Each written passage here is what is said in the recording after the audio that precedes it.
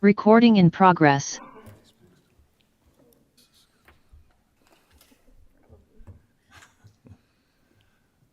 Thank you.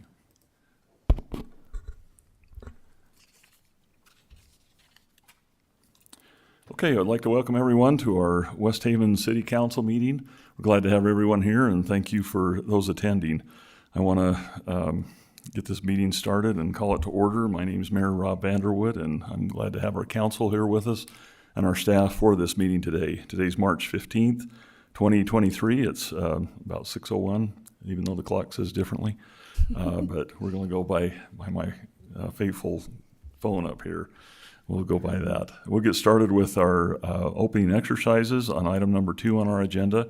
Our opening ceremonies will be our Pledge of Allegiance by Councilmember Call and our prayer or moment of silence by Councilmember Dixon. Please stand for the pledge. I pledge allegiance to the flag of the United States of America and to the republic for which it stands, one nation under God, indivisible, with liberty and justice for all.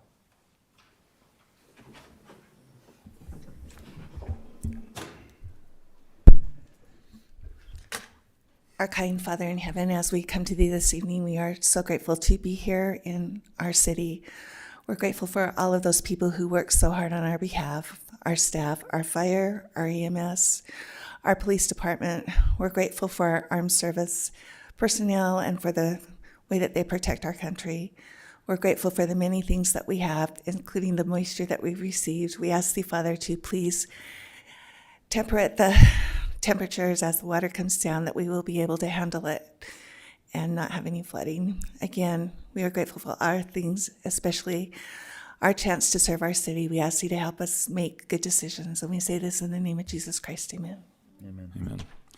All right, thank you, Councilmember Call and Councilmember Dixon. Appreciate that very much. We'll move on to item number 3, our public presentation.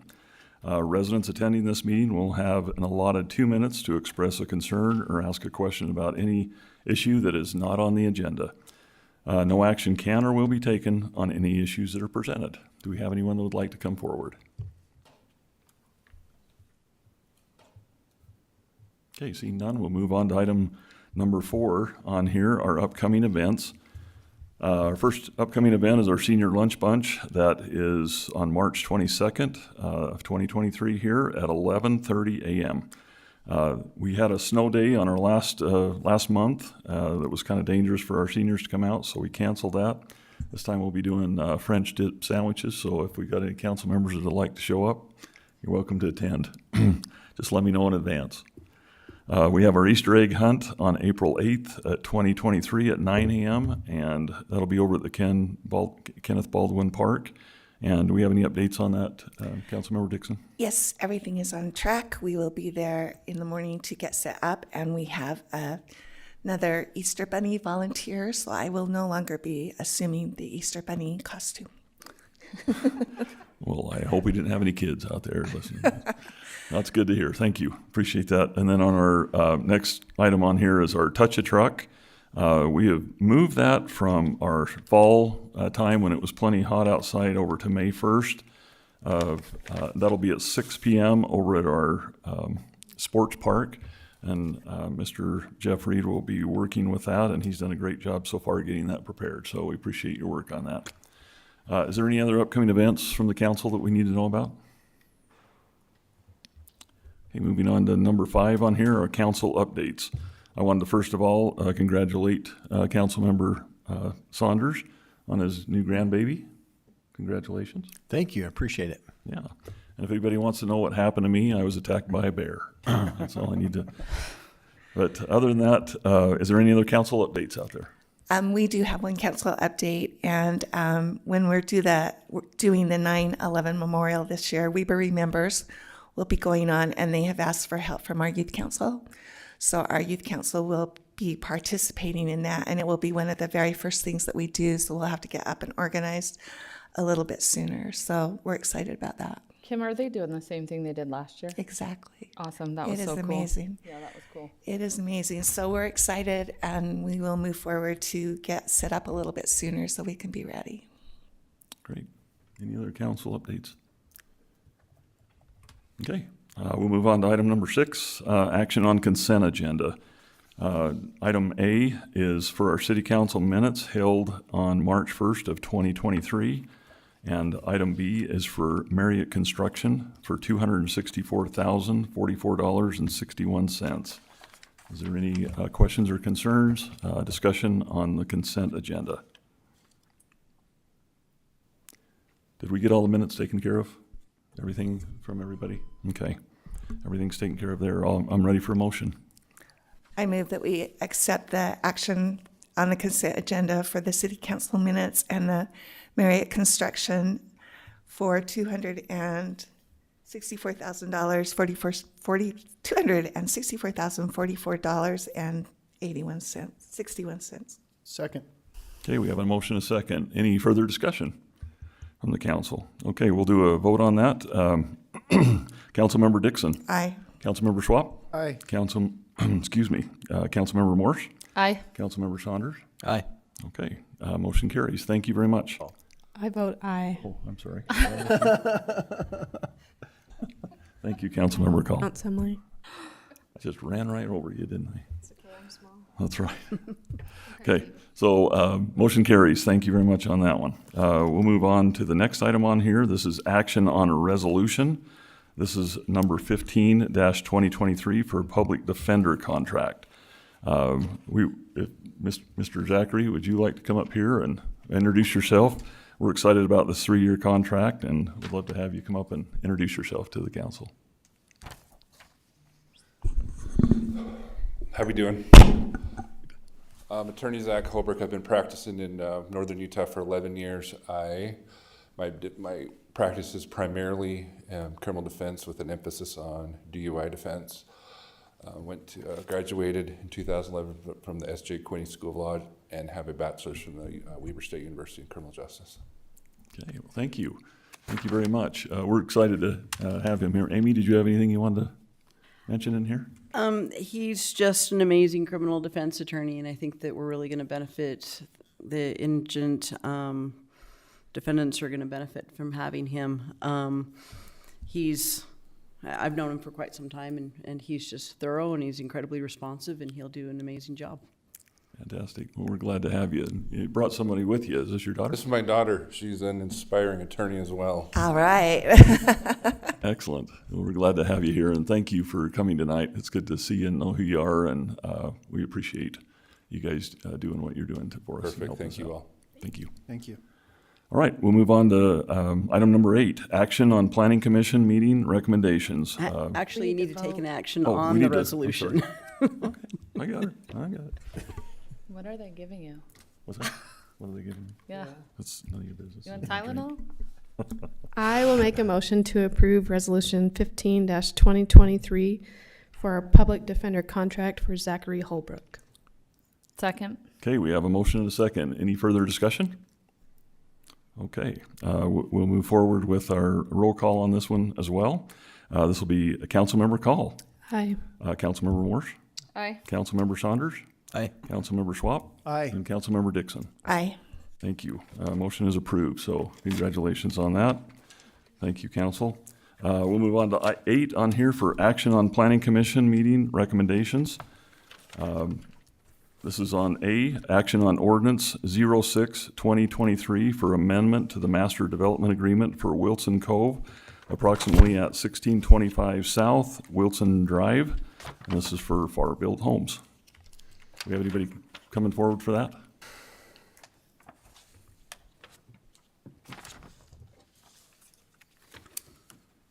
Just state your name and your address. Yeah, I'm Tyler Farr with Farbelt Homes and Stag Investments. Did you ask for my address too? Yes, please. Okay, I live at 4815 West, 3300 South West Haven. Okay, thank you. All right. Council, do you have any questions on?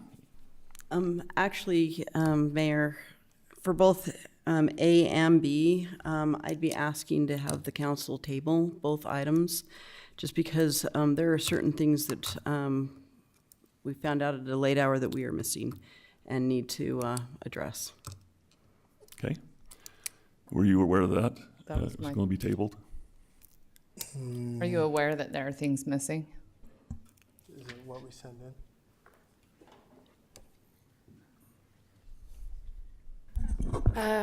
I let him know that the landscape plan that had to be submitted with phase 2 was missing. I haven't got the email that you said that you sent. So beyond that, additionally, I got asked about the fact that this plat says there's an amendment on it. And at about 4 something, I think, I got a plat from their surveyor, their engineer, showing me what the amendment was. I haven't had time since I was sent that to contact the county recorder's office. What I need to see is there is a minor amendment with the boundary of phase 1. I don't know if for the county recorder's purpose, if by pulling that into phase 2, if that's sufficient for the county recorder. I suspect that they actually have to do an amendment to phase 1 and not just pull it into phase 2 and do the amendment that way. I suspect they have to be separate actions, but I haven't been able to contact the county recorder since I got that from from their surveyor. Okay. Any other questions from the council?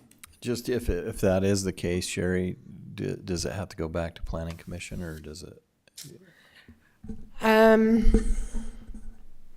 With the boundary line adjustment like that, there's issues because it would have to have a subdivision amendment, and so Yeah. it's a little, we just have to. Honestly, Study it more. I'm not going to have a clear answer on that, Councilmember Saunders, until I talk to the recorder's office. Okay. I mean, part of the reason I want to talk to them is just because of another issue that we went through, that I've spoken to the council about somebody going in to record a plat and not being able to record that over the top of something that had been previously recorded. And so I need to contact the county recorder's office once I saw what the amendment was. And by the time I got it with some other things getting ready for a council meeting, there wasn't time to contact them before they closed. Okay. Thank you. Okay. All right, well, we'll go ahead and move with the recommendation, I guess, on there, unless there was anything else. So I'll take a motion on that. Move to table Let's just do A, and then we'll do B.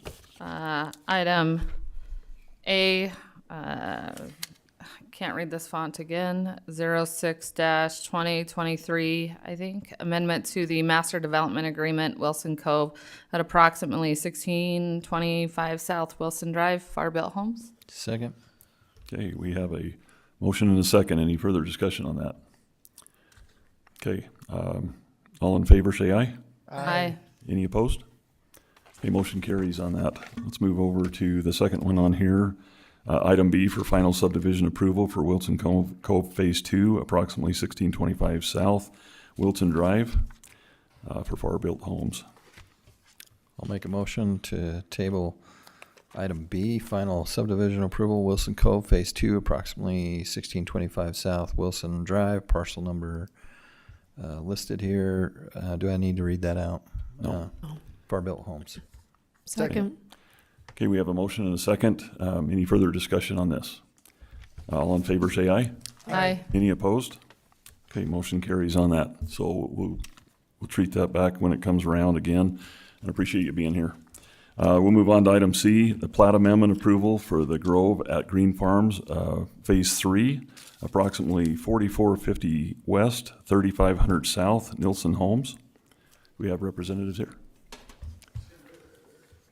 When you come forward, just state your name and your address, please. Yeah, my name's Trent Williams, licensed land surveyor with Ensign Engineering. I reside at 2854 West, 2250 South in Clinton. Okay, thank you. All right. What did you bring for us today?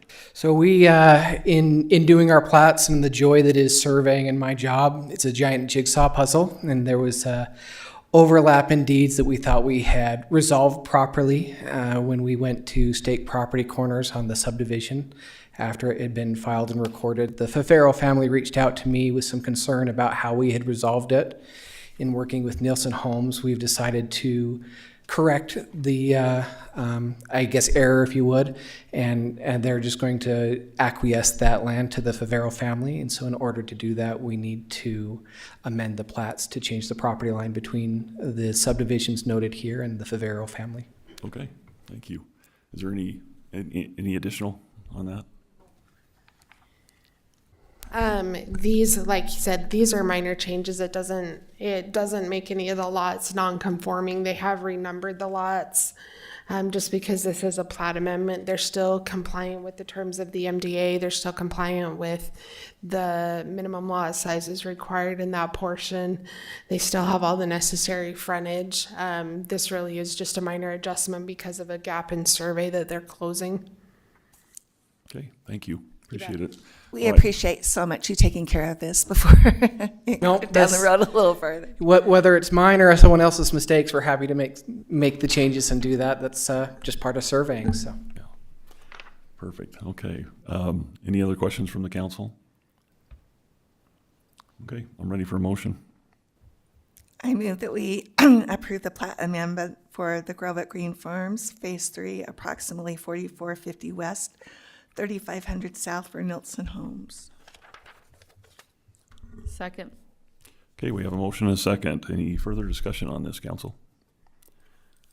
Do we need to do a roll call on this particular one? Okay. All in favor of this, say aye. Aye. Aye. Any opposed? The motion carries on that one. Thank you. Appreciate that. We'll move on to the next one on here. I assume it's very similar to the same. All right, on item D on here, does council have any questions about this particular one? Okay, I'm ready for a motion. Move to approve on the amendment for the Meadows at Green Farms, Phase 2, approximately 4450 West, 3500 South, Nielsen Homes. Second. Okay, we have a motion and a second. Any further discussion? All in favor, say aye. Aye. Any opposed? Okay, motion carries again, so we're good to go on that. Thank you very much, you guys, for being here. Thank you. We'll move on to item number E. I shouldn't say number E, item E. Action on ordinance 07-2023 zoning code 1.57 .630-640 for parking and loading space, vehicle traffic, and access regulations. Do we have, oh, there you are. Okay, go ahead and give us a little background on this one.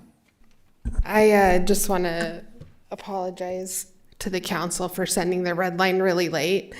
I had thought it was going to be such a mess to look at that at first I was like, I don't know how helpful it'll be, but then I realized I should have done that. So,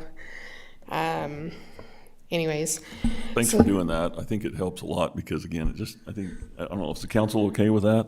I think it's great. Okay. So Thank just in you. the I future. appreciate it. Yeah. Go ahead and send it. No, I'll make it standard practice. I don't have a problem with that. So I'm just here to answer questions. Ed and I worked really closely together on this. He was largely responsible for developing the drive-through standards. And for seeing that some of those things apply not only to food drive-throughs, but as far as like the stacking and queuing also apply to areas that have significant levels of pickup and drop-off, like schools and things like that. I will say that one of the things that wasn't necessarily in there originally in those recommendations that I actually feel pretty strongly about is pulling the pickup and drop off areas outside of the right of way, not letting them happen right next to it. Just so they don't do like a little dip in the curb and then have somebody pull in and peel back out, that it actually needs to have clear separation from the right of way. I think that removes a potential point of conflict. But there are some other things that we also that we also have cleaned up that you can see in the red line version. We have in the matrix of uses, previously there were a lot of things that were really, really similar that had identical requirements for parking. So yeah, as I worked through with the Planning Commission, as I looked through what standard practices is with other cities as far as parking requirements, it's not necessarily, I don't know, advisable is probably not the right word, but most cities group similar uses together rather than saying like a lawyer's office and an accountant office, if they're going to have the same standard, just kind of broaden it under the scope of professional services and things like that, rather than having a specific standard for every single use. It becomes easier to monitor and enforce that way. So yeah, I'm happy to answer any questions that you guys have. If there's questions on the design of the drive-through and the queuing and things like that, I'm sure Ed is happy to answer them. I have a few questions. Okay. First off, just a grammatical note. We're using two different drive-through terms throughout Okay. the drive-through portion Okay. of the ordinance. So And that's probably the difference between when Ed wrote it and I edited it. So we'll make sure that it's one. that is what I assumed. So We'll pick it. figure out which one you want to use and go with that. We'll make it consistent. Thank you for bringing that up. Yeah. On the drop-off and pickup lanes, I'm just wondering, curious how this impacts West Haven Elementary. If we have a 20-foot wide buffer, what is their plan, Matt? Do you know, on their drop-off lane that they're trying to? So they haven't designed it yet. We've asked them to help design. This would change the design of it, setting it off the street a It little seems bit like it further. would actually remove that entire play area. Actually, the play area could still be there. I haven't looked at it directly, and but it could impact it or make it so we'd have to relocate it farther to the west, which was one of the considerations that us and the school district were looking at. If we were to locate it farther to the west, then it impacts our football season with practices? Well, it would impact their fields. Yeah. Those fields are theirs, and it would slice off a section of it. So, yeah. Okay. Just, those are things that I was just thinking about, that maybe consideration when we're talking to Yeah. West Haven Elementary about what they're doing, so. Well, and I mean, I anticipate that, like most longer ordinances, this won't be a one and done meeting with this. So if you'd like, I can provide that to the school district and see if it was adopted, what impact it would have on them. I think that would be really good, and I don't mean that we should write ordinances that, you know, Oh, no. you know what I mean? Like, Yeah. we shouldn't try to write an ordinance so that Right. some organization isn't negatively impacted. Right. But just a consideration as we work through this, because we know what their plan is or have a rough idea of what they're trying to do. And so if they've already made these considerations for their drop-off lane, and then we come and say, Just kidding, yeah. we just wrote an ordinance and you can't do that now. Right. And so those conversations I think are important. And then on the table that's on here, the single-family attached dwelling, 1 space per dwelling unit plus 1 guest parking space per 4 dwelling units. I guess I'm wondering why only 1 parking space per dwelling unit when other families need 2, or even single detached. Well, need to. I mean, a couple things. Multifamily housing typically does not have garages. Townhomes are not multifamily housing. The single family attached is townhomes. And this is parking that has to be provided independent of any garage parking. Well, but what is what's the likelihood that someone builds a single family attached with no garage? Do we have any of those in our city? I mean, I honestly don't know. No. Okay. I mean, sorry, you asked me what was the likelihood, and then do we have any in the city? That's the no. What's the likelihood? Highly unlikely. In the time I've been doing this, especially with this city, but even in past cities, if I think about it, I haven't seen any kind of townhome project that doesn't have garages on it.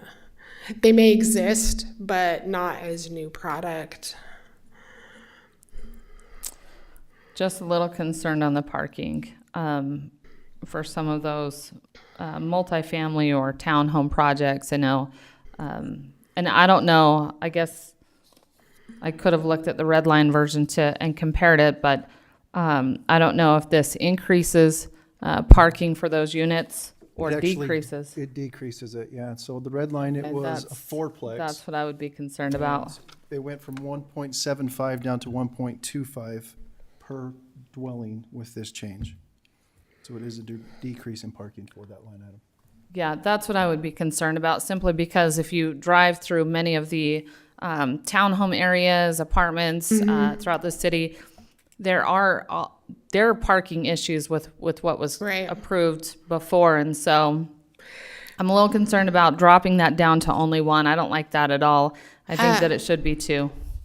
There are a couple different options, because usually that kind of thing is tied to the size of the garage. You could do a couple different things to compensate for it, because I understand where you're coming from. I understand where you're going with it. You could do a couple things. You could tie it to, and this is me thinking off the top of my head, so bear with me a little bit, but you could tie it to, if they provide a single car garage, 1 additional parking space. If they have a 2-car garage, it's 2 additional parking spaces. If they don't provide any garages, then this required parking is the same as for multifamily apartments. You could do something like that and tie the amount of required parking for that, for single family attached, to whether or not they have garages. I do understand that. I also worry that in some cases, people use their garages for storage, and that happens more often in smaller townhome type homes than it would in a single family home, because a lot of those single family homes have basements and places to Right. store things, whereas the townhomes don't really have a whole lot of storage, and so you see a lot of people storing stuff in their garage. And in fact, the townhomes over in Green Farms, there's a lot of folks that park in the driveway for whatever reason. They use their driveways and they don't use garages over there, and so very concerned about the lack of parking that would allow. So that's one thing. Would you like me to look into that and see if there's some way that we could increase it without for sure. having developments turn into giant parking lots? Yeah, Okay. I would like Interject a to see little that. bit Yeah, on that go one. ahead. I had the same exact note. Okay. My suggestion would be to have 2 spaces per dwelling and then 1 guest parking per 10 dwellings. So it's not a lot more stalls, but every Okay. dwelling will have 2 stalls. Yeah, let me see what I can do. Let me look at some other If cities it's a and other fourplex, then standards. we would have to at least have a minimum too, I think, Minimum because of 1 guest. a 10, if there's 10, great, we've got a number, but if there's 4 or 5, then yeah, we've got to at least have some sort of minimum for guest parking. And in fact, even over in the Grove, that guest parking fills up all the time, so. Yeah. Or Green Farms, I don't know, Yeah. Courtyard, whatever it's called. Yeah, I can definitely look at some options and see how it would apply to, like, if we implemented that standard on existing projects we have in this city, see what the difference would be for what we have, for what they were required, and if we did these different options. I can definitely do that. Okay, and then another question. A lot of these talk about so many spaces per 1,000 or 2,000 square feet. What's the method there? I mean, how do we determine that that's enough parking just based on building size? And I'll give you an example. of one that is actually concerning to me, and that's the restaurant one. If you have a restaurant that's 4,000 square feet, they're only required to have 8 parking spaces according to this ordinance.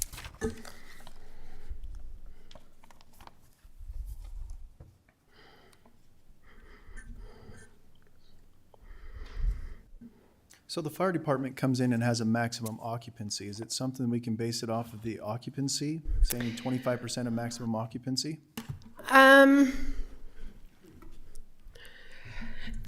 Yes is the short answer.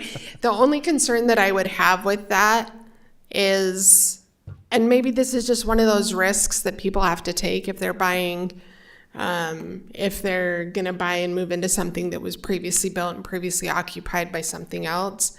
We can tie it to specific occupancy. We can tie it to the occupancy class of the building instead of that way you're tying it to the class of the building instead of necessarily what the specific use is. Tied to the occupancy or to the square footage, whichever one is greater, or something to that extent. Yeah, something to that effect you could do.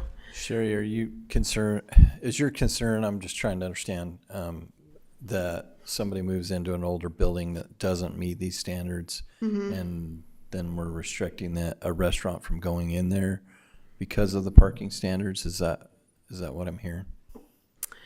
No, I mean, I'm not really concerned with increasing the parking requirements, except to the extent that I just don't want West Haven to turn into a parking lot. But we also need places for Right, people to but park. we I mean, also- if we get a yeah. great restaurant in here and people can't park, that's going to be a problem. Yeah. So I think I can do a better job of putting things in there that strike a balance between the two.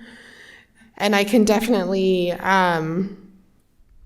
you'd like me to, I can definitely look at different options that are related to occupancy class of the building and things like that.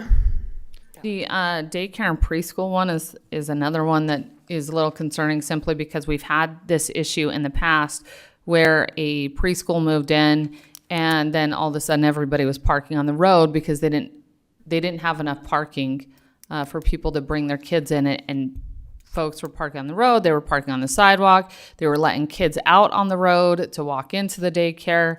And so I don't think that for a daycare that 1 space per employee plus 1 space per 5 children is enough parking just for drop off. I mean, we've got to have a solution to that. Well, I mean, this is exclusive of the pickup and drop off areas because those aren't considered parking areas. The daycare I'm referring to doesn't have a pickup and drop off.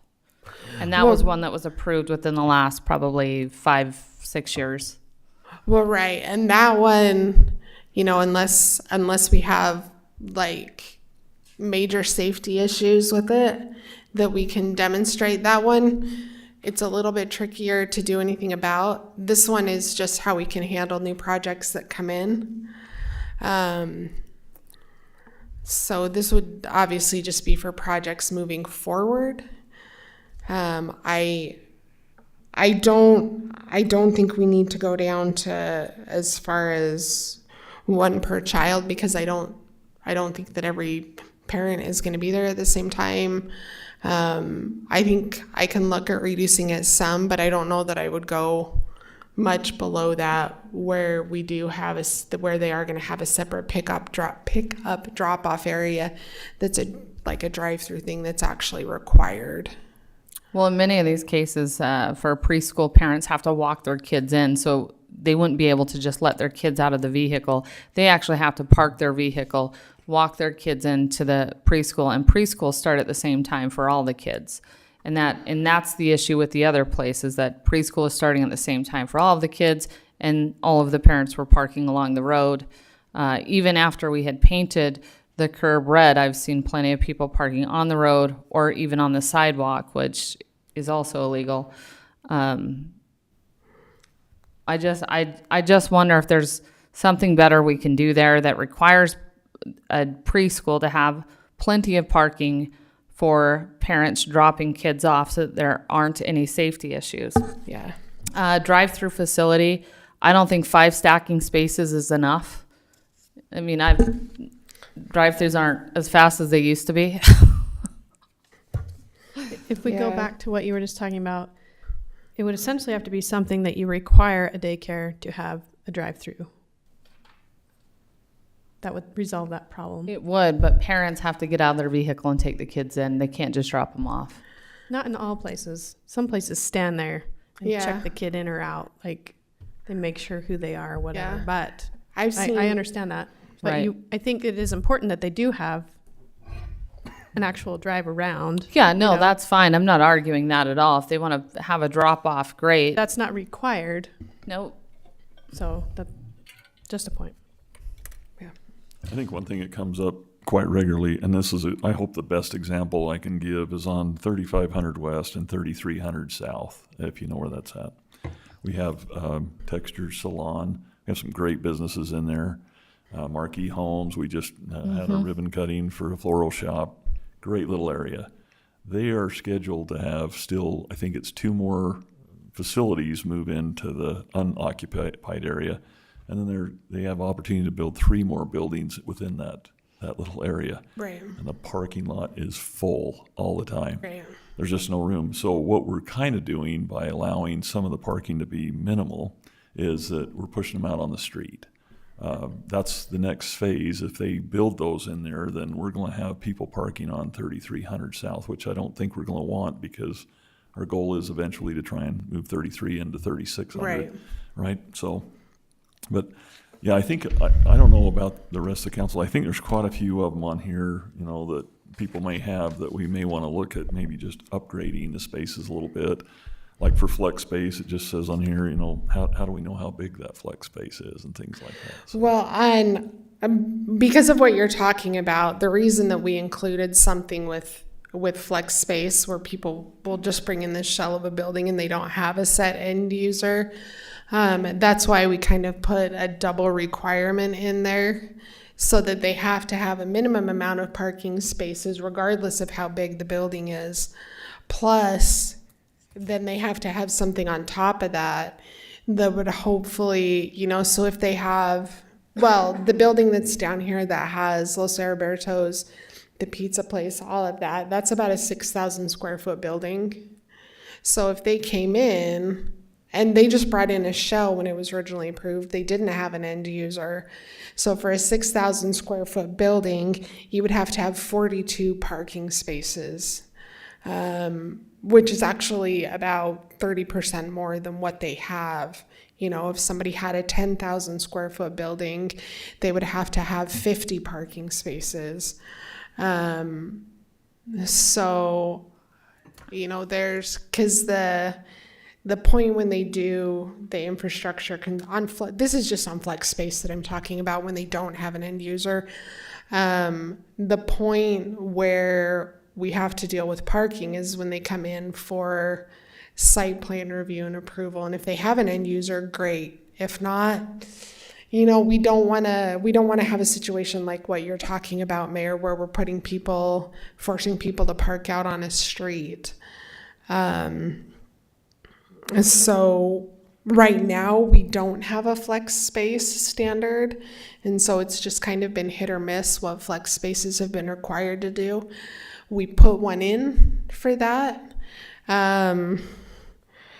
It's not entirely arbitrary. I looked at other cities that have standards. I looked at like what buildings that we have that have been flex space, added a little bit to that to try and compensate for some of those higher like food type uses and things like that. I have some things on the matrix that I need to look at, and that I can definitely come back with more information on. okay. So. Would the council want to maybe try and send those to Sherry? And because I know there's quite a few probably requests, but Yeah. Would that help at all? Oh my gosh, yes, please. Because I think we could talk about this a lot. I mean, I'm getting All I'm night. good at getting good at understanding people, but mind reading not quite there. Can I ask No. you? Can I ask Yeah. you one more question? for sure. Manufacturing durable goods and manufacturing general. Why are they different?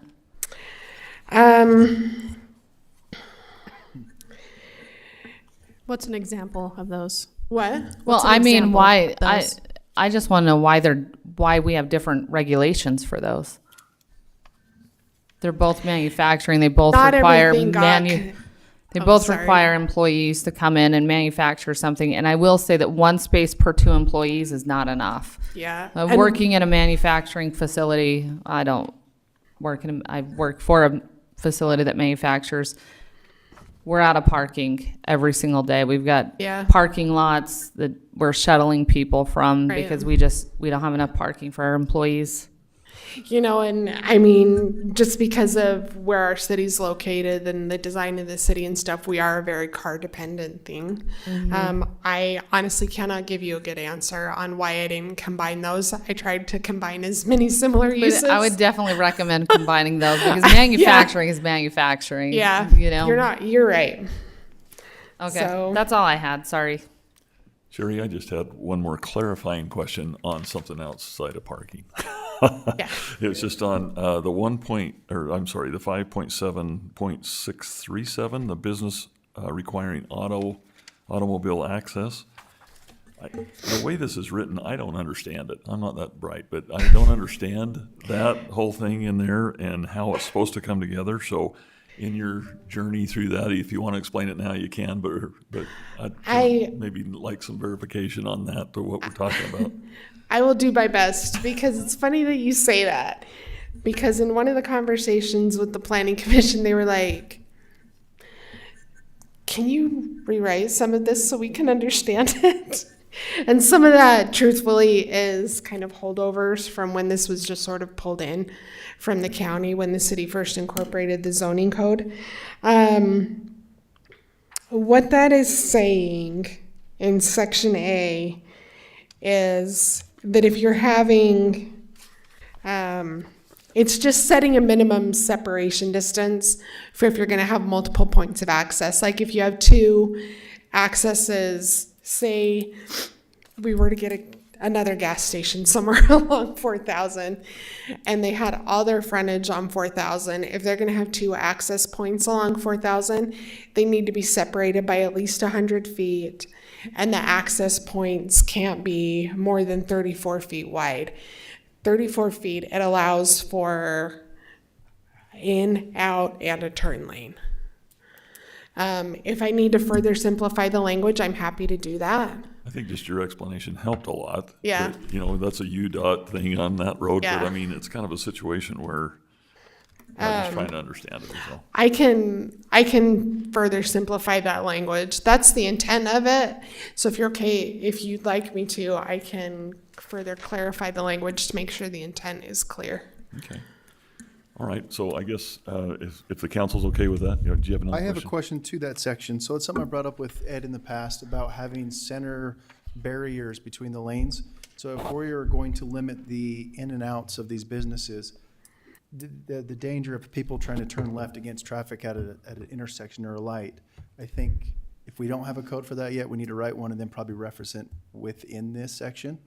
That way, if we're saying you can't have something within 100 feet, this is why, or if you're grandfathered in and you have 70 feet or less from the intersection, then we need to have a center barrier. Oh, okay, so I just want to restate what you said to make sure I understand it. So if for whatever reason because of lack of frontage or whatever, if for whatever reason they have to go under 100 feet, that they need on one of those points to put a barrier in between the in and out lanes and have a right in, right out? I'll give you an example. So on 2550 and 1900, Chevron, which is not in our city, because it's been there for a long time, there is an entrance right at the intersection. And there's vehicles that leave there and try to hurry and get out in the lanes of travel, turning left, I guess, onto that road, to create accidents quite often. Now, the new Maverick that came in, the setbacks were required to be further away from the intersection, but it still creates, there's still issues with the Maverick. I have to drive that every day, so that's my example. But people trying to turn left into Maverick going south on 2550, that really should be blocked off. I mean, whether that's, you know, a county road or our road, Yeah. we're seeing as to where they can have their ins and outs. Hopefully we can tie that in somewhere with making sure there's center delineators. What do you call those concrete curbs in the middle of the road? Delineators, yeah, something to prevent traffic. It's gonna make traffic flow better. Some of that I think can actually, there's a couple different ways we can approach that. Some of that can actually be reviewed and mitigated when they're required to provide tracking drawings, and Ed can speak differently if I'm totally off the mark. Some of that we can look at and implement further, like setback requirements or things like that if they're required to do a traffic study as part of their site plan, if they're required to, when they're required to turn in tracking patterns on their site plan as part of the site review. We could develop a standard probably that says if somebody is proposing an access that's closer than X number of feet to an intersection, that they have to have right in, right out only. There's some things that we already have in place, but we can look at adding additional things to that, because I understand, like, I get what you're talking about, because the last thing we'd want is like a single point of access for a left-hand turn into a site and backing people up into an intersection because of the way traffic is flowing. They can't get across. I'm always trying to get into Maverick from there. I think we just need to move the turn lane more east. Yes, have them come in down the road. Or they just need to have a drive-through just for soda. I just want to add one thing also. UDOT takes a very conservative approach to that kind of an issue. Like, for example, now, I was on a call with them regarding the Holiday Oil over here. And the entrance on 4,000 is going to be limited to right in, right out. But UDOT said, if there's any indication that we're going to get a lot of cross traffic, left-hand turns, they will put a delineator up. But it's something they would monitor first. It wouldn't be their first reaction. But there's no reason why we couldn't require it on our streets. But as UDOT streets, we have to follow what their policies are. And I can't speak for the council, but as far as safety of the public, I would be fine with the city paying for that delineator in certain areas to make sure that it's safer for the traffic. But in that situation where UDOT's gonna require it, yeah, it's great, let them pay for it. Yep. I think that's on their road though, right? It is, that one is. Yeah. And they're going to have the same issue with the come and go at Midland and Hinckley. Because Yeah. on So the Ed, Midland side, it's the right in, right out also. right now they're not requiring it, but we can suggest that to them. Is that what you're saying? We can suggest it we can do it on our roads. If it's a county road, we'd have to make it a recommendation, and same with the UDOT road, we'd have to make a recommendation. But truth be told, I mean, they generally will defer to what the local wants. So if that's something we make as a practice and we say, no, we want it from the get-go, then I think that they would agree to that. Unless there was some other overarching traffic impact that we're not accounting for right now. Okay. And then I just had one other question if you're. I have one more, but I'll come back after you're done. Oh. Can I just clarify one point from before, because Councilperson Morris had asked about the stacking, and the design standard is actually 12 cars for a restaurant. We have 4 spaces between the menu board and the window, and 8 spaces from the menu board to the entrance to the drive-through. That's about the maximum you can put in, and 12 is a lot also. There's safety concerns, because if you get landlocked in there and emergency services, or take another example, you have a kid in the car who starts crying and he's got to go to the bathroom, or I was waiting in McDonald's for 20 minutes, now I'm going to be late for an appointment, I can't get out. So there are concerns unless you have a separate egress from that line. Sometimes they would require a double drive-through, and one's just a bypass lane. Sometimes, I think the one we're looking at Haven Cove, is that the one? Oh, over on. Yeah, Haven Cove, they have a double drive-through, and I've asked them to put basically an outlet in the midpoint, so people would be able to get out. So I understand the concern with that. I just think that with if our only requirement is 5 and somebody comes in with No, 5 that's right, and it's not then 5. I think there's just some miscommunication here, because the way I wrote the standard, it's 12, not 5. Oh, okay, well, Yeah. the ordinance says 5. Yeah, well, it's this miscommunication, because in the section when it talks about drive-throughs, it talks about that. And for non-food, we drop it down to 8. Things like dry cleaners or pharmacies, they're typically not gonna have the stacking issues or a bank for that sake. They're generally treated differently than the restaurants are. What is the standard for car wash? Because in here, the table also shows 5. Yeah, And no, car wash would be the 8, at least according to my standards. Okay, so And then obviously they can't- essentially the table needs to match the Yes, standards. yes. Okay. And also there's also standards in here about how close the drive-through entrance can be to the site entrance. So that may require that they can't have 8 without going into the street. So there are some site-specific issues that may come up. But I think if we start with the 8 to 12, I think that'll be a vast improvement from what we have now, which was nothing. So. Okay. Any Do other you have questions? something? Yes, units of measure. On the first page here under commercial automobile sales, it says 5 spaces and then plus 1 space per 2,000 square foot. A floor area, is that like their office, or is that like the surface that they park the cars on that are advertised for sale? I think that could be confusing. Are you talking, did you say how some are like total building space and some Talking are? about auto sales Yeah, the auto specifically. sales on the first page there in the table bottom.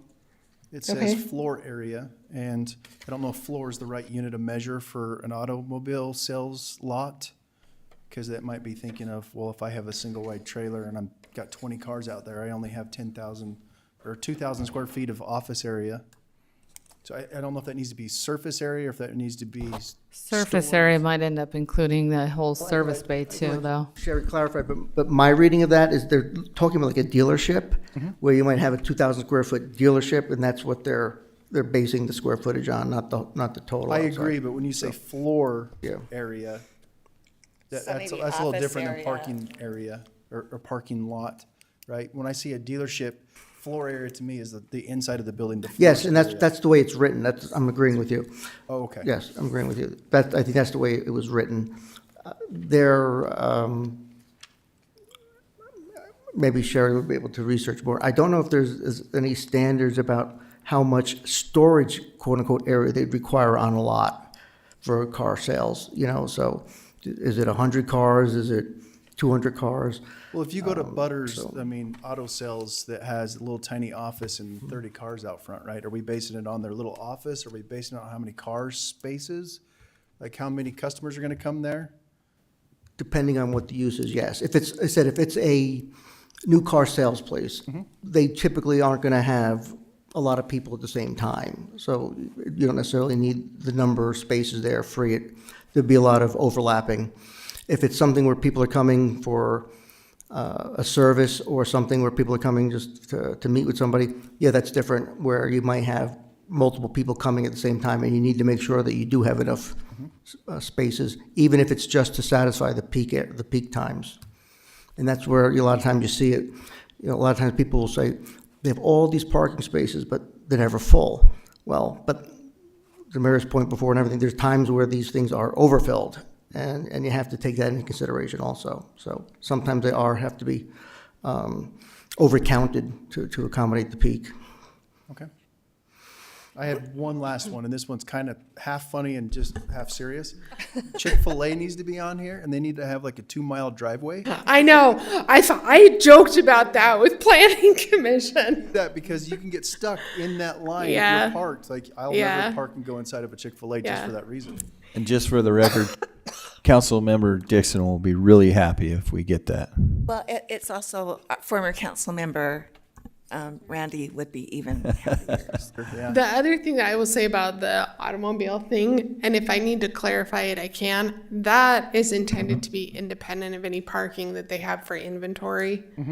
So if we need to clarify that, So like if I go get my oil changed or my tires rotated at the GMC dealership, there's not, I think there's like 8 stalls there. So I Yeah. always just park in the new vehicles. I don't care. I bought my truck there. You can store Yeah. my truck, right? But we need to identify that, I think, in some type of languages. yeah. Customer parking based upon either the size of the dealership, if they do maintenance, if Yeah. they don't do maintenance. Yeah, and I can clarify that. Yeah, Thank so you. that the intent is clear. Okay, anything else, council? No, my question is pretty minor. I'll just send it over to you. It sounds like we're gonna be Okay. looking at Let's this. just do that. And is there a time limit you'd like us to get those over to you? Like, If you're gonna kick this to the next city council meeting, which actually, because we have 5 Wednesdays, if you could have it to me by like the 28th, or by the 29th, which is a week before, nope, have it to me before that.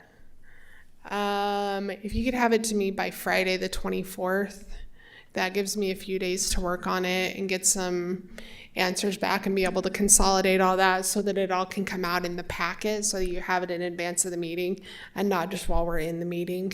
So if you could have it to me by the 24th, that would be fantastic. okay, thank you. So the 20th it is. We'll get all this stuff done and get it over to you. Can we include something in this parking traffic about sidewalk obstruction?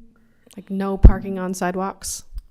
That's a law already. It is, but I don't think we need to make it an ordinance when Weaver County has it as a law. I'll double check and see if we can or if we need to. okay. Okay, We just hire somebody to walk up and down the street with a paint gun. I want that job I'm not serious about that. in my Easter bunny costume. okay, let's look for, if we can, let's look at on E to see if we can table this until next round. Ready for a I motion? appreciate the feedback and the questions. Those are Move good. to table ordinance 07-2023 zoning code. I can't see that number. 157.630-640. Thank you. Parking and loading space, vehicle traffic and access regulations. Second. Okay, we have a motion and a second. Any further discussion? All in favor, say aye. Aye. Anyone else say nay? We're good. All right, thank you for that. We're going to go ahead and move forward with our next one on here, item F. This is action on resolution 09-2023, policies and procedures for the Planning Commission. I just wanted to bring up a couple things, if I can, real quick on this. First of all, we ended up getting this, and it ended up bouncing back a little bit for the work sessions. Right. And then I had an opportunity to talk to a couple, Planning Commission members. And I really, when they talked about in your meeting last time about losing the work session, kind of saddened me a little bit. I hate to see that go away, for the reason that I think it was kind of misunderstood on what the really purpose of that is overall. And I'd like the council just to get your thoughts on it a little bit, because the council is the one that approves this overall. But they also have some leeway for certain things, and I think that's important. That if you don't have anything that's going on within the Planning Commission, obviously, you don't need to just take time to be taking time. But I think as a city council, we have our work session, and we work. We don't always talk about the direct things that are on the agenda, but we talk about things that are outside that. With our council discussions, I think that's helped a lot. I think the Planning Commission could do some things where they could ask. You also have 2 brand new people on that commission, and I think it's good for them to work their way into it. I think it takes a lot of stress when you're in a work meeting that is a public meeting, but you get a chance to talk a little bit more and discuss things. And I think that would be helpful. But I think overall, I just want to make sure that we're doing the right thing in approving that and looking also at reenacting and getting those things back up and running again. I think if there is a reason for it, I see there's a good reason to let it go. But I think to just make it a standard to not have those sessions. The other option is I know there's some situations where we're not having, it's difficult for people to get there timely, at 5 o'clock, and I understand that. Everybody that has a job knows that 5 o'clock's difficult if you work till then. But they do have the right to move that meeting back to 5:30 or even 6. So I just wanted to throw that out there as we start our discussions. If there's anything else the council had, I would just really think it's important that we stick with our work meetings and maybe put our agendas a little bit different so that we can have some good discussions about, especially where we're working on the general plan, and we've got a plan to try and get that done. Does that make sense? It does. They do have the option of having them when they feel it's necessary. And it may be necessary to start having them as we get closer to working through the general plan and updating it. As I talked to individual planning commissioners about it, the ones that I talked to expressed some frustration. It's like we talk about agenda items in the work session without the developer there, and then we have to talk about the same things during the work session. So there was a lot of frustration that they were duplicating things. I do think that work sessions aren't as productive for planning commissions because it seems like a lot of what gets discussed in work sessions is with councils where I think they are really beneficial, is more high level policy discussions. When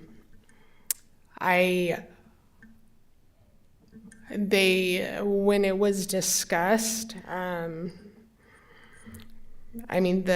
majority of them were okay with getting rid of them because they don't see the same benefit for the planning commission that they have for city council. They adopted an amended meeting schedule, which is their purview to do, removing them. But they did say that if they feel like they need to have them, if there's a pressing issue, any one of them can say, hey, can we have this? And if a majority of them want to add it, then they can add it back in. I don't know. I'm kind of concerned with that as well. I think if they're not finding benefit to the work sessions, then I think that's something that the chair needs to figure out and ensure that the agenda benefits the members of the Planning Commission. And I agree with the mayor that we've got new Planning Commission members, and that's really a great time for them to ask questions and learn what they need to know regarding the agenda. So I'm not in favor of using the word may be held. I think work sessions should be held, and if the agenda is not benefiting them, then they need to work on an agenda that does. Essentially, I think our agenda benefits us greatly. We went from a 30-minute meeting to a 1-hour meeting, and now we run out of time, and our agendas have changed drastically to the extent that they are really beneficial for us. Well, and I guess I understand where the concern's coming from, but I guess where I would disagree is those items are still getting discussed. The questions are still getting answered. Those conversations are still being held. They're just held as agenda items instead of work session items. So nothing is going to not be discussed. Oh, I'm not saying that nothing would be discussed, but a work session is a really good time to have informal conversations versus sitting up here on the dais having more formal conversations. Of course, both are held in the public, but the work session is really much more of an informal opportunity to have those conversations. And it seems to me, in just my opinion, that that maybe there are planning commission members who just can't make it to the meeting. And so it would be easier for them just to not have the meeting, the work session. Can I address one little thing? I mean, what you're talking about here with the policies and procedures, the planning commission legally are the ones who get to set the policy and procedures. They aren't enacted until you guys vote on them. And what they discussed has to do with adding the work session. It's regarding the attendance.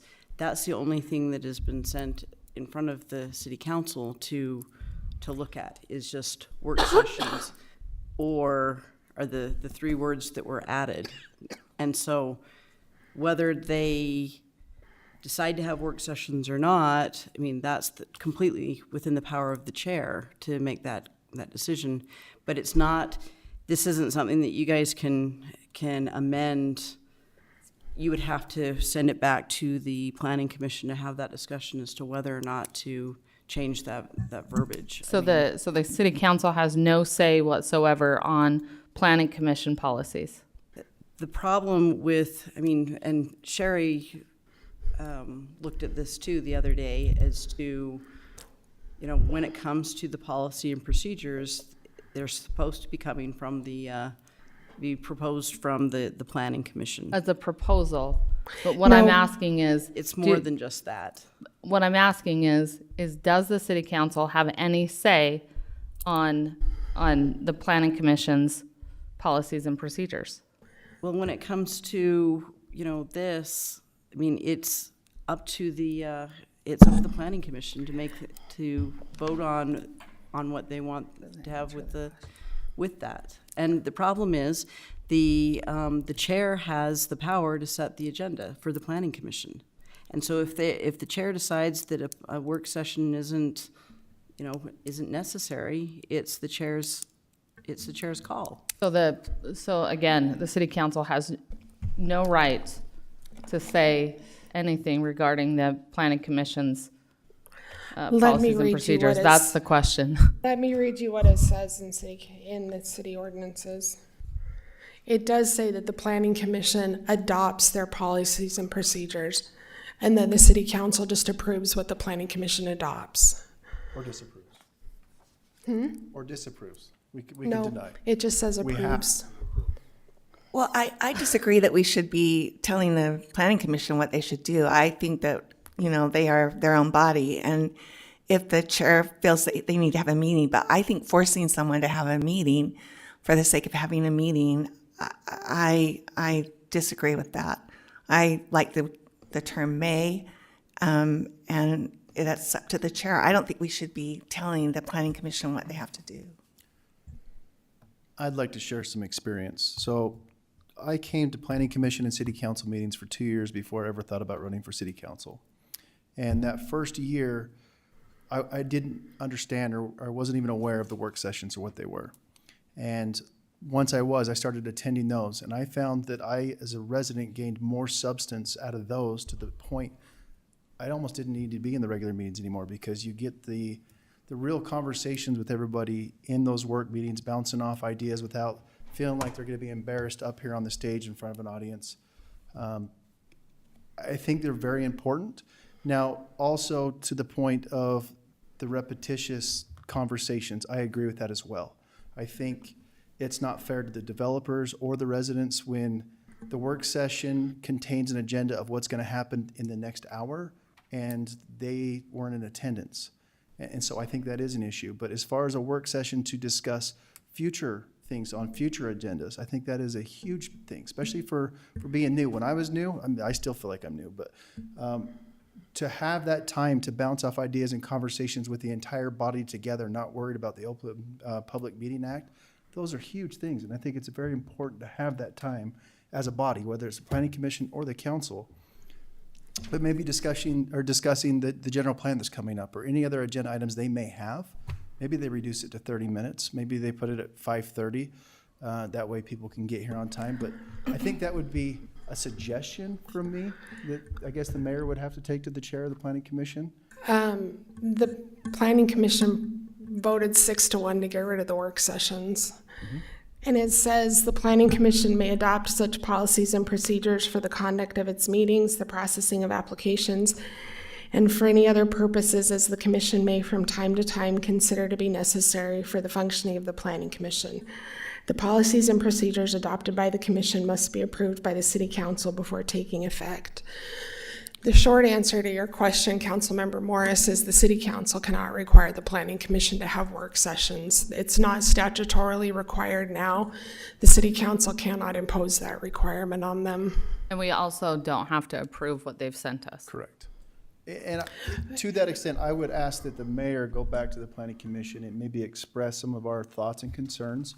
And if they still feel the same, I'd accept it. But I think Right. they were just thinking the repetitious. But as far as new people goes, they need that time. I need that time. I know I've spoke to a couple of the new commissioners and they need that time. Right. But I don't think that was discussed in the planning commission meeting when they voted. Well, I guess I disagree with that because they did discuss it. They discussed, the repetition of it and that those They did, yes. discussions should be had, why can't they just be had in the regular meeting? And I mean, frankly, it's like with the, the traffic, the parking one, what was the other one that we were discussing at length? The other Signs and ordinance. mixed use. Yeah, that they had those discussions in the regular, meeting. And so but some of it is, frankly, I don't know whether or not it's very fair having some of the discussions that regarding some of the developments and stuff in work session when you don't have the developer sitting there. Why is that fair, not having the person who is petitioning the city not sitting there when the main discussion is being held? Well, so I did talk to Darren today about it. And I also talked to other planning commission members. My intent wasn't to change that document on what it says in there. That's not the intent. The intent is to try and revitalize why we have work sessions. It's not, we don't discuss things, agendas, items too much in our work sessions. They don't have to either. But that's what they do. Well, but that's what I'm saying. That's when I talk to him about that, maybe you can do something a little bit different. Maybe you can try and this general plan thing's gonna take a long time to get done. Right. I mean, if we don't have room to put a grocery store in and we have people knocking on our door, we need to get things figured out on our general plan on where we can do things. Those are things that we'd like to see. There are land use people, and we're being limited on that. If they're doing the one meeting, they had their meeting. It went for 3 hours in general public, and that's what the work session should be too. Have some time to discuss those things, but I'm not asking to change the May. I think that should be their right to go through and decide if they need a meeting, because there's going to be times, and it looks like we may have some real decline in our development in the city with the way things are going, and we're seeing that now. They may not need to meet quite as often, but I think there's other things that need to be discussed, and ordinances was one of the things Darren brought up, was that we discussed too, all we talk about is ordinances. Well, I think that's a great thing. He sees it differently.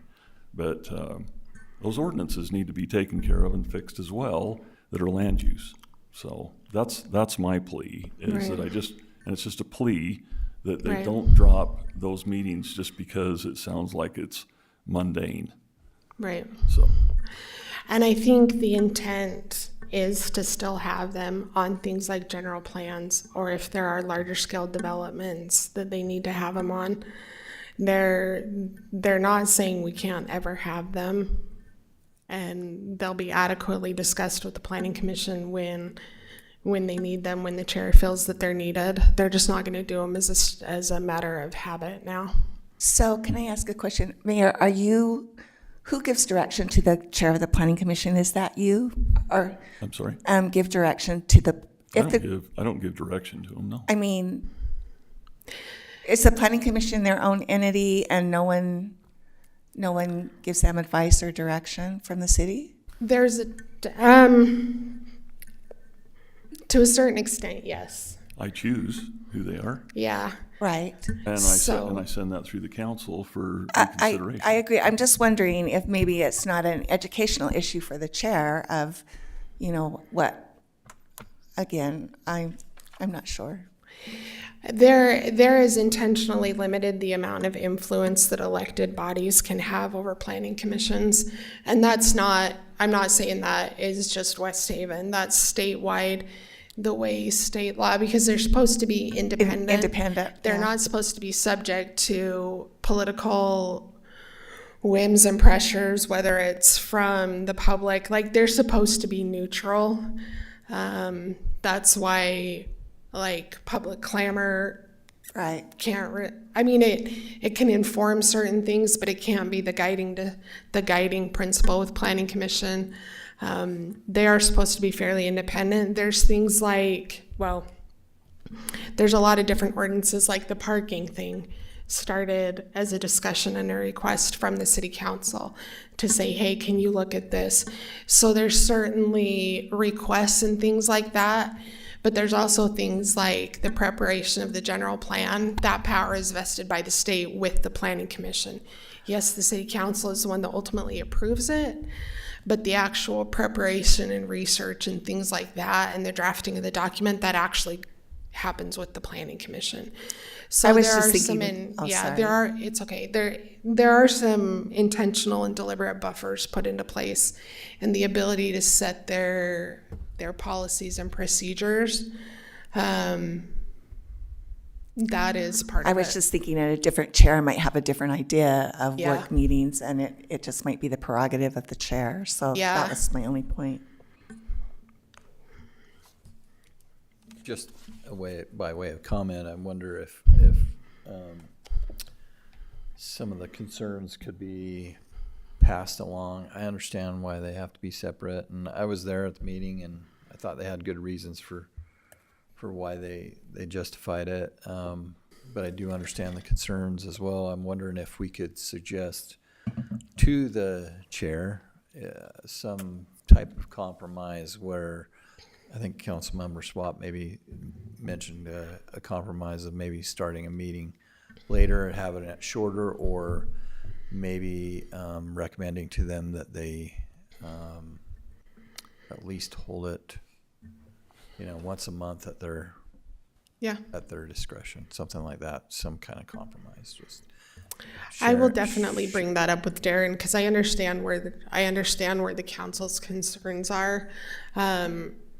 And so I will talk to the chair about the possibility of finding some middle ground on it so that it satisfies the concerns of the council, but also lets the planning commission decide the order and operation of their meetings. Mayor, if I could point out one thing. One of the things they did was strike the work sessions from their planned meetings. Doesn't mean they're not having them. Just to let you know, the council does not have our work sessions as a planned meeting. When we adopted meetings, it's just our regular sessions. And so pretty much their action a week ago mirrors how we announce our meetings as well. Now, there's a determination, and definitely, I think if I decided not to have a work session, you all would be thinking, what's Matt doing? Because we are talking a lot of things and trying to fix a bunch of things. But it was a little bit strange that they had published that their work sessions were set, and that required them to give notice if they weren't going to have them. I do agree they expressed an interest in not having them, in consolidating into just their regular session. A lot of cities do that. Makes them for longer meetings, but then they don't meet for an hour beforehand. But we can definitely relay some of those concerns to the Planning Commission. Yeah. And again, they did say that they wouldn't do away with them totally. What? They would have them as needed. Yeah. Like, but I imagine when they're doing the active work on the general plan that they'll start having every meeting. But like Matt said, the change just doesn't obligate them to have them with every meeting. And I know that there are a couple projects that are somewhere in the pipeline for a year, possibly 2 years out, that they will likely want to have a work session on as the early stages of those come in. They're just not mandating that they have them anymore. Okay. I got one more comment on this. Conduct of members of the commission, under C, it says members shall attend meetings. Every member of the commission shall attend the meetings of the commission by Zoom or electronic means, including by phone. I felt like we had a discussion about this once before regarding attending meetings by phone. Does anybody recall that? I think we were talking about the council, not necessarily the planning commission. I think that that's when we were looking at. I thought it came up because of the planning commission. Oh, I don't remember it that way, but. If I remember correctly, it came up because of the planning commission. I don't necessarily agree that by phone is attendance, but Zoom certainly is. I mean, that's my thoughts on it. Well, we actually have an electronic meeting, I believe, ordinance that talks about being able to attend by phone. So it's one of those things.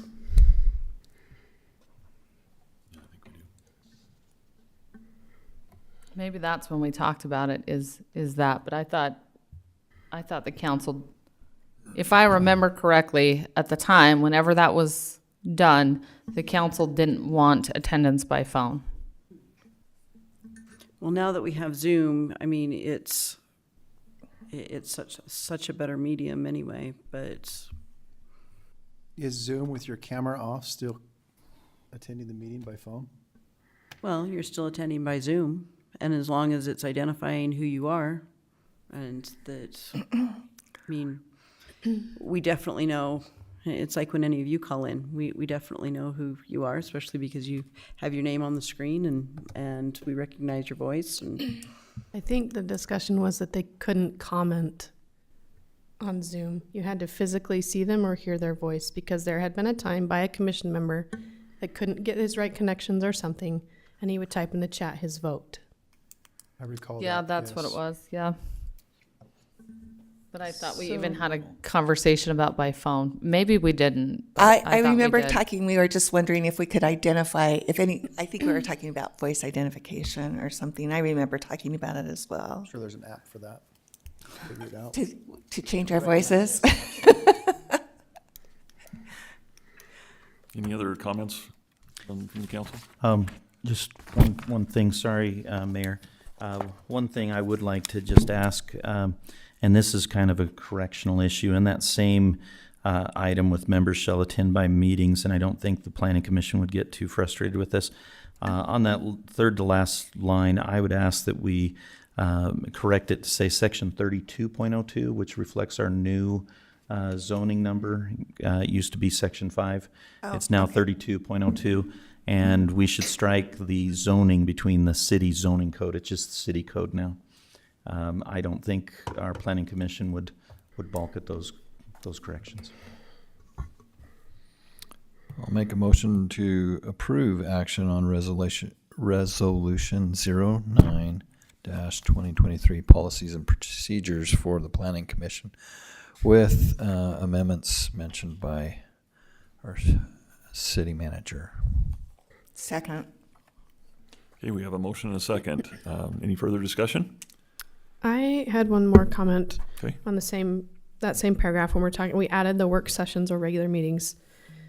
The sentence before that says, if a member is late to a meeting because of work or traffic, this will not be counted against them regarding the attendance requirement. I understand being late from time to time, but I think all this discussion began because there were some commission members that just couldn't get there or were late all the time. So I feel like if you make a commitment to be on the council or a commission, you know when the meeting's going to be. Right. And if you can't make that, then you shouldn't be on the commission or the council. I would So agree with that. I think that a little bit of different language there would be better. I don't know. Occasionally or something. I don't know. I just feel like it's a window to say, oh, so-and-so, he's late again, 15 minutes, it's okay. But He's we just can't late. change that, right? yeah, I think that I'm if you saying. want to make that suggestion, you need to table it and send it back to the planning commission to have that discussion. Well, it's already on their agenda for a public hearing soon. That's a different, that's Different one. a different Right, There's you're the adding- policy and procedures, and then there's the Well, I ordinance. think, Then I there's think the with these ordinance. changes, you know, if we make these changes now, we'll be able to see for sure if that if somebody continues to have an issue with making it. This to is a little meetings, bit of right? a weird situation where what's in city code and what has to be subject to the public hearing next week is different than the printed policies and procedures. So, I mean, I agree. If it continued, then you'd need to, like, if they continue to miss, then we'd need to address that, or the mayor would, or however it reads in here. It doesn't say that. It just says it won't count against them. So Well, but It like I can't said, really if be addressed. You can send it back to them to have them discuss that. So we have a motion and a second. If somebody wants to change that, or we can move forward with a vote on it.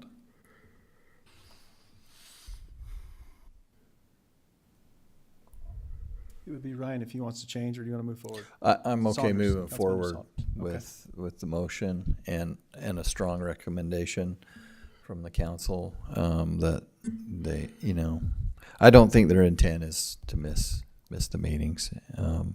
Just from the discussion that I heard, it was just, you know, we're not gonna have them all the time. They're not necessary all the time. And so I'm fine moving forward. And we keep an eye on it, and if we need to revisit it because there are issues with attendance, then we do it then. Councilmember Dixon, do you want to keep your second on that? Yes. We'll move forward with the motion in a second. We'll do a roll call on this. Councilmember Saunders? Aye. Councilmember Call? nay. Councilmember Morse? Nay. Councilmember Schwab? Nay. Councilmember Dixon? Aye. Okay, we have it 3-2 on there, so it fails. Let's send it back to them and see if they want to bring anything back in the future on here, but at this point in time, it's just failed. okay. So, and I'm happy to have a discussion or sit in a meeting or anything. I'd just like to make sure that we're doing, you know, what's best for the council as well and the citizens out there. Yeah, and I'm happy to represent the council's concerns. I mean, you're more than welcome to show up, but I'm happy to represent I'm your just offering. concerns as well. Okay. So, So do we need to table it then to send it back, or it just goes back on its own? Can't be tabled now. Oh, Failed. because it's, Okay. well, a new table. Okay, thank you. Appreciate Yeah. that. Good. All right, we'll keep moving on here. So let's move on to item 9 on here, discussion of riverbank restoration update. This is a discussion. I don't know, Matt, did you want to cover this, or do you want? Yes, I'd like to cover this. We just wanted to touch base with you. We'd hoped to get quotes back for the riverbank restoration project that had been designed. Quotes came back quite high, and we had approved and had a public hearing for up to $100,000. Our low bid for the work prescribed was $205,059. Brock and I during this week, as we've been working on this, and last week have been in touch with Riverbank Restoration, seeing what can be done, and a couple of things were specific and were required by the permit. Once we start adding any material into the river, then that constitutes a whole bunch of different items that we have to do, including bank restoration, planting willows, and doing this other thing for vegetation restoration. We, in talking with Riverbank Restoration, they said what the biggest priority is pulling that channel out and getting the channel away from the bank, and that would help alleviate some of the items. Now, if you've been down to the river this week, I was you'd there look at yesterday. it and say, what kind of underwater diving materials are you going to use? We have been in touch with both Darren Hess at Weaver Base Water Conservancy District. We've been in touch with Eli from Emergency Management. What you're seeing is the unadulterated flow of everything. No reservoirs being kept, Right. no diversion to Willard. Everything's coming down the river right now. That's going to change starting tomorrow. Willard had some mechanical issues. They couldn't divert it at this point. That's going to be opening up starting tomorrow. And over the next week, they're going to be shutting off the other diversions for the reservoirs and that. As we talked with a couple of the people, and that they said the flow would be almost a tenth of what you're seeing now. And so that would allow us to go back and do the work and make the repairs. Because the mayor and I had the discussion on Monday, and he's like, we're too late. That's insane. At the levels they are, it is. But that's not the level we're going to expect. The projections are, even with the flows that we're seeing, we're going to raise Willard about 5% level each week, and it's less than 50% full. So once they start diverting and that water goes down, we'll have about 10 weeks before the big stuff comes in. Eli, with emergency management on the county level, has been talking with state people. Once they start diverting and holding back in Pineview, they are not worried about any flooding damage, more or less downriver from Pineview. There's that much need in the reservoirs to do so. This is all contingent, of course. If we get a weekend where it jumps to 85 degrees up in the mountains, then we're looking at 1983, and that's a whole different battlefield. But what we've done is we've reverted down to a true emergency reaction plan. We got figures back from our low bid just today, and that gets our project down to $56,300. So Matt, can you explain that? We're just dredging the middle of it so that it goes down easier? Yes, we're rerouting the channel so it's farther to the north, away from the bank, and taking that same material that's in there and putting that against the south bank to give it some buffer area before doing it. Okay. Like I mentioned, the permit issues and that, if we throw rocks in there, we can always ask forgiveness, but if we throw rocks in there, we're expected to do riverbank restoration and plant the willows and everything. Things that we'll want to do in the future on a bigger project, but for this emergency action, we're looking to do this diversion of the channel and take care of business that way. Because of the lateness of this, we did not have a resolution taken care of. We don't anticipate work being able to start until mid to first part of next week. And we do have some pricing to get that emergency work down under the levels that had been approved with the ARPA funds. I would ask for consideration from the council to allow me to authorize that work once it's ready. We'll bring back the documents for affirmation by the council at the next meeting, but I wouldn't want to lose more time once those levels go down. And so I apologize that we did have some delays on these items, but we wanted to give an update to the council on where we're at with that project and ask for your consideration. Since we do have approval on funds, if we can approve with the work based on an emergency response in the very near future. So so let me understand, you already have the motion to use the money up to $100,000. Yes. So you need a motion now for the emergency use, or are you okay with just what we have? It would be just kind of a voice message, Thumbs up. just to say if you're okay with proceeding in this way. As I said, I was down there today. It's way up on the bank. I believe the mayor was down there yesterday and saw it. Headed for the campground. Yeah, and we just want to make sure that as it goes down, we do a good faith effort to dredge that and get it further away from our bank. So you said $56,000. Where was that coming from? $56,300. For what? This is for mobilization, stockpile and haul off of some of the material, general excavation, and backfill from clean native alluvion side channel excavation. And what was the $202,000 bid? What was that for? That bid, with the engineering designs that we had forward, that included extensive boulder buildup, 300 tons of boulders being furnished and installed. A good portion of the cost was seed mix and willow staking to restore and fortify the bank, removal of a couple trees, and part of the erosion control and other operations in those ways. Okay, thank you. So from my perspective on here, we run into a couple things. So Matt's right on the pumping. The pump station on there right now is running about approximately about 700 cubic feet per second. So it's coming down pretty fast. The other part of it is that when they do get the pumps hooked up tomorrow, that will reduce that down to about 100.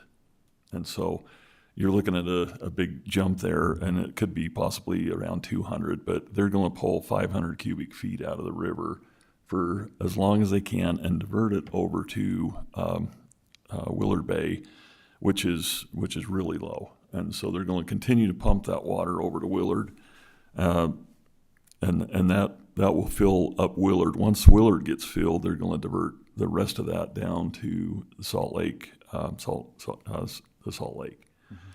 Up at Pineview, however, with Causey's the biggest issue up there because they've got the most snow and there's a lot coming down, but they're going to try and run that down as quickly as possible into Pineview. They figure that Pineview will fill at about 85% this year.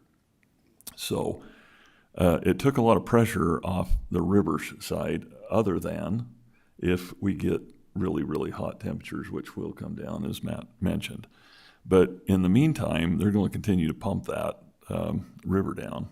I didn't want to spend $202,000 on trying to fix something that we probably should have done quite a while ago. But the fact is if we can do it at 56 range and dredge that out, I think like Matt said, that big pass across there, I'll bet that's 50 yards across there. So they're going to go in, I think, and like I said, dredge it out, move it over. So I think if that's 56,000, is that what you're saying about? Yes. So I don't know. I think I'd be all right with trying to do something with that. If we decided not to, we may be all right this year because the water's probably going to be held in a lot of the reservoirs and pumped to the reservoirs. And so I don't really see that the river's going to get really, really bad this year unless there's an emergency where we get a lot of heat. And we can't control that. So Well, my only question was that we were losing bank though in low water years, right? So will this solve that? This will divert the major run on flash flood kind of setups. I mean, right now, that water's up to that bank right now. And it's... Right, I understand that. It's pretty tall. My question is, let's take away the high water year. Is what we're doing going to solve that bank issue? I mean, whether it's 50,000 or what, I just want to make sure that that's what's necessary, not just a Band-Aid. I think to answer your question the best that I can from what they said, one other concern is we got a lot of logs and wood down in there. Have you guys seen that before? Mm-hmm. So they're concerned too, and I hope that they do look at that because that will wash down the river if we don't either move it, and it could cause a dam. So I think overall you're going to get erosion unless we do something major on some of those areas, but it's been eroding for years. That whole river side has been doing that. So right. In the meantime, I'm just wondering is it going to fix it? Probably a little bit. Okay. Yeah, because I think the whole idea was to save the camping area that we just put in. So I just want to make sure that we're doing as much as we can and staying in the budget to take care of that, because I think it was an issue even in low water years, just the way, and I think this dredging out will solve a lot of it, because regardless of whether it was a lot of water or not much at all, it was caving off. Mm-hmm. If short answer is yes. Whether we're doing a $50,000 kind of emergency repair, if we're doing $1 million full recreation thing, the first step would be dredging and relocating the channel further north away from that bank. I think the Utah Corps of Engineers too are saying that river's going to reroute itself eventually. Believe it or not. So they said over the years, and didn't give a date, but it's going to reroute itself. Where's it going to go? Probably under the railroad tracks is what they're saying. Yeah. They said that won't hold forever, but I'm sure Union Pacific's going to try and stop that. But that's one thing they said, that river will probably divert itself past the tracks eventually someday. So there's a lot of things going on, but I think does the council have questions about this? And so we can make a decision on what we're going to do with this. So what's your thoughts on it? How much material are we gonna lose when we dredge? If they go to dredge and drop it over where the river's running now, most of that smaller sediment and aggregate's gonna flow down. It may. So we may reroute it, but we're losing all that material with this method. I think the idea is pressurizing it. So in 2011, they had a huge flood then, and we were losing a lot of bank down up on the 21st Street. Is it Geneva? I think it was Geneva and some of the car places over there. They were losing a lot, and they illegally, in an emergency, because it was flooding and the river was flowing 1,000,000 miles an hour, they dumped a lot of gravel, rock, and everything in the river, and they stopped all the erosion. But we had to pay a fine for that. So, like Matt was saying, sometimes you can't ask for forgiveness. But under these circumstances, we probably we're past that. We need to either get the permits we need to and get in there and get it done, or we can leave it alone and see what happens. But it probably will continue to erode that away. Well, my vote's to try and do something now while we can. For the 56. Yeah. And if there's a way to What's your thoughts? even bring in material, whether it's trees or whatever, to hold up that bank a little better. I agree with Councilmember Saunders. I think we need to see what we can do. Okay. I support the 56. I as well. Okay. There you go, Matt. Thank you, Let's Council. go ahead and move forward. If we don't have to approve anything, we're giving you permission to move forward with that, and as soon as possible. We'll let them know first thing in the morning. Tomorrow's not too soon. Okay, anything else on that? That's our discussion. Any other discussion from the council on that? Thank you. We'll move on to item 10. Gosh, we're almost halfway through the night. Oh, good. We're flying. Boy. Action on resolution for 08-2023 lease agreement, approximately 3325 West and 4000 South, Brett and Jill Coombs. Anybody here for that? I think I had just told them that we'd be handling it since it was a renewal. We did reach out to them and express the amended language about no commercial or releasing of the property. They were in full agreement of that. They hadn't even considered it, and so they're happy to continue with the lease with the amended language if the council approves. There is a discrepancy on the resolution. If I can just bring that up. On the resolution heading on here, it authorizes the city mayor to sign this resolution, to sign the lease agreement. And on, what is it? Let me look here.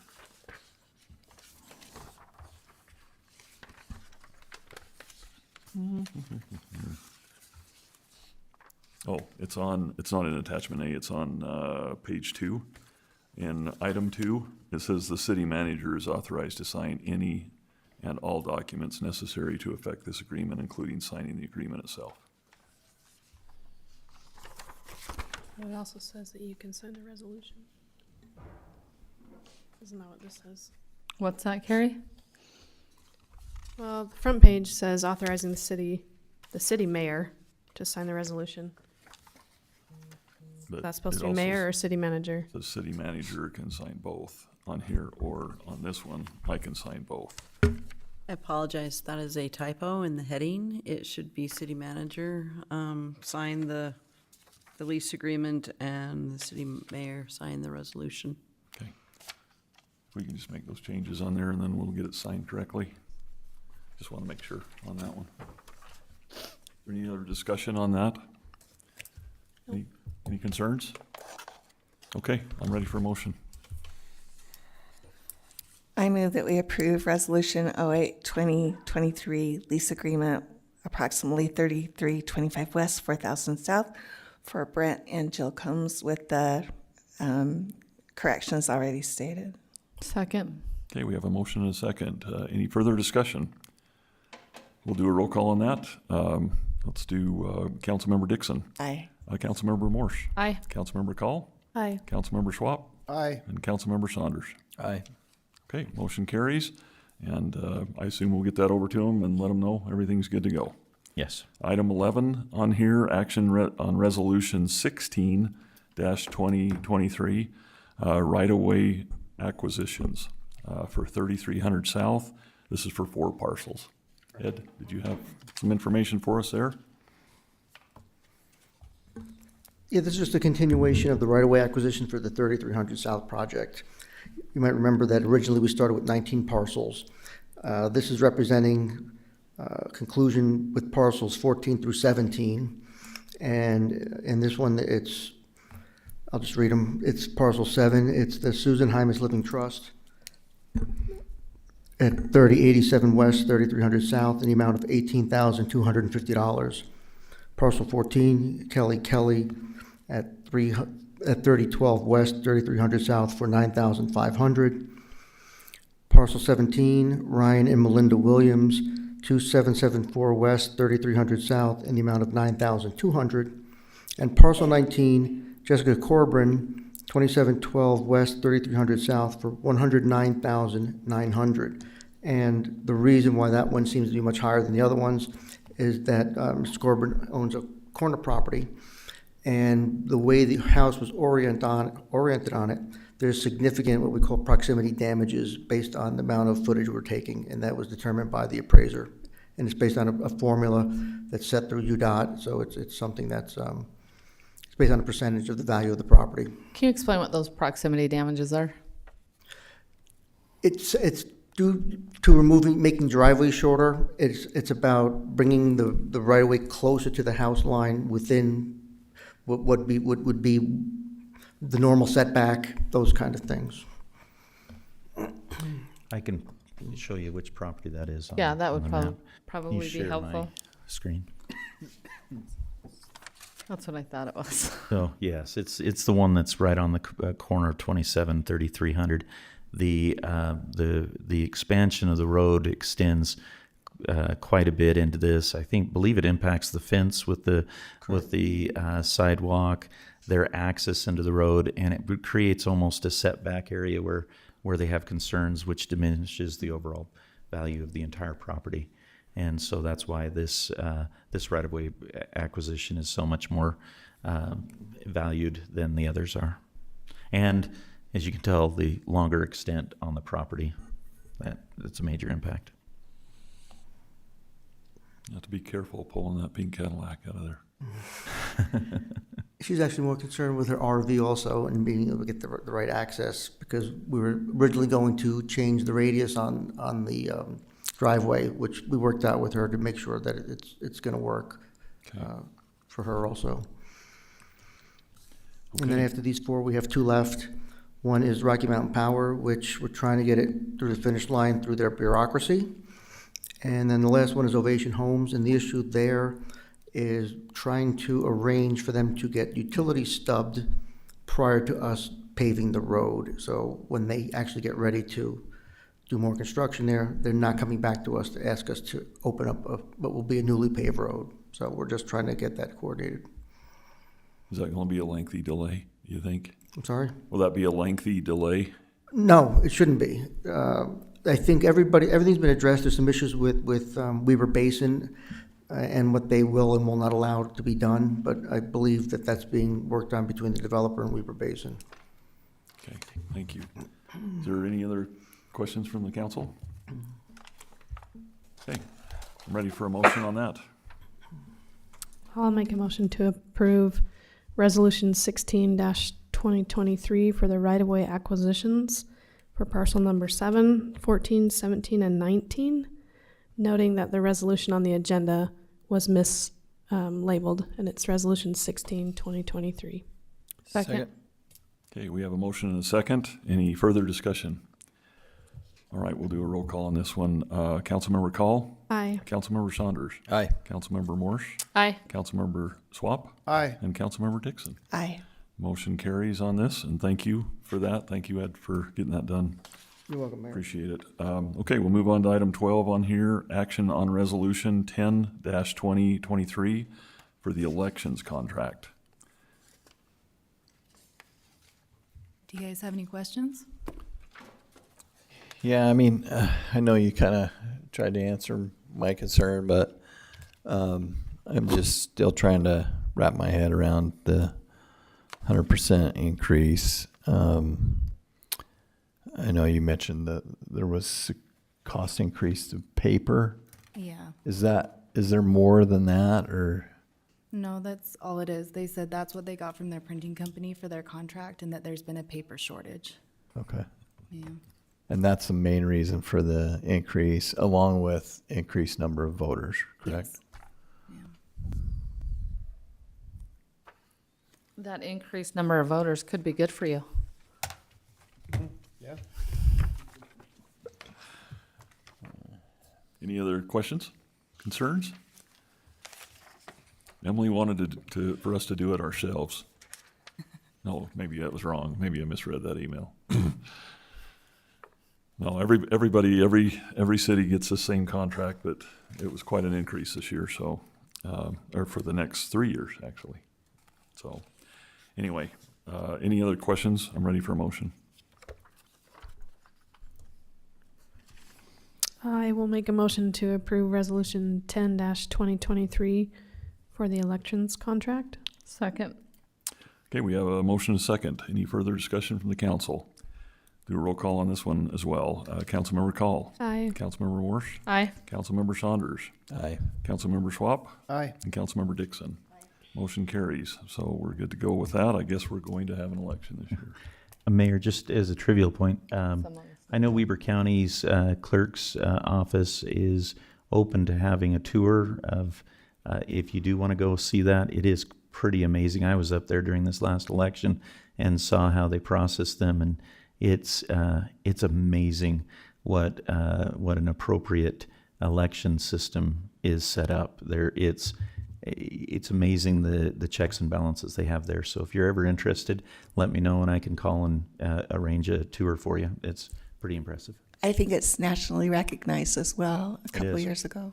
It is one of the most impressive tours, I think, of an elections office. They do a really good job out there, and it's something that they should be proud of every election. So I know I get very excited every election when they're returning those numbers, because I just know the work that they put into that. So it's incredible. Okay, very good. We'll move on to item 13. Action on Resolution 11-2023, interlocal agreement between Weber County and West Haven City for the 1800 South, 1900 West realignment project. That's something, Ed, did you have anything on that, or are we? This is pretty much our contractual agreements with the county for the WACOG transportation funds that we have. And so these, you'll see from the staff report that kind of contains all three of them. This is the enacting documentation that allows us to make the agreement to go ahead and proceed with these. We'd already received a preliminary approval at the 1st of January before these agreements had even gotten into our hands to proceed on a few design and other issues, and it wouldn't be counted against us. But we did receive these, and we'd like to get these approved and get back there for the county commission to finalize and let us proceed with these great projects. Do we know the time frame on this, Matt?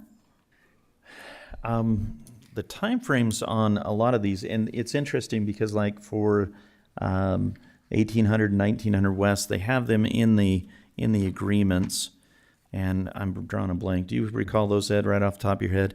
A lot of these are slated for the 2025 schedule, 2026. But we do have commitments specifically on the 33 to 5100 West, where if we can pull things together, they want to get us the funds earlier. They can advance the funds a little bit quicker if we can get things together. So we're working on design on that. And the same for 1800 South, 1900 West. UDOT's a big champion for us to try to get that in as soon as possible. And so we're already in the midst of right-of-way acquisition discussions with the impacted property owners on that. 3300 to 3600 South, we had an initial grant that was set for right-of-way purchases. That's in this calendar year that we're working on. This one affects additional funds because of the increased cost in property that we've seen. So while the documents might say 25, 26, we are anticipating bumping those up, particularly in case with the school, so we can try to get it in before the school's done. Usually they have, some cities don't get everything done that they get set up for, so they have additional funds sometimes. We're in that category where we may be able to take advantage of that, like Matt said, and I think that, so we should be seeing some movement on these pretty quick. Have we started any acquisition processes at all on 33 to 3600? Because that's for this year, and we've got a, Correct, we're preparing an RFP to get several different acquisition agents on board for all these projects, because we have the 18 to 21, 3300, 36, we have the 5100. Right. And 1800, we've advanced that one, so we actually do have some numbers on that property. okay. I know we just gotta get moving on that, because we're 3 months in the year already, and we need to get that one going. Get that one completed as soon as possible. It was, so.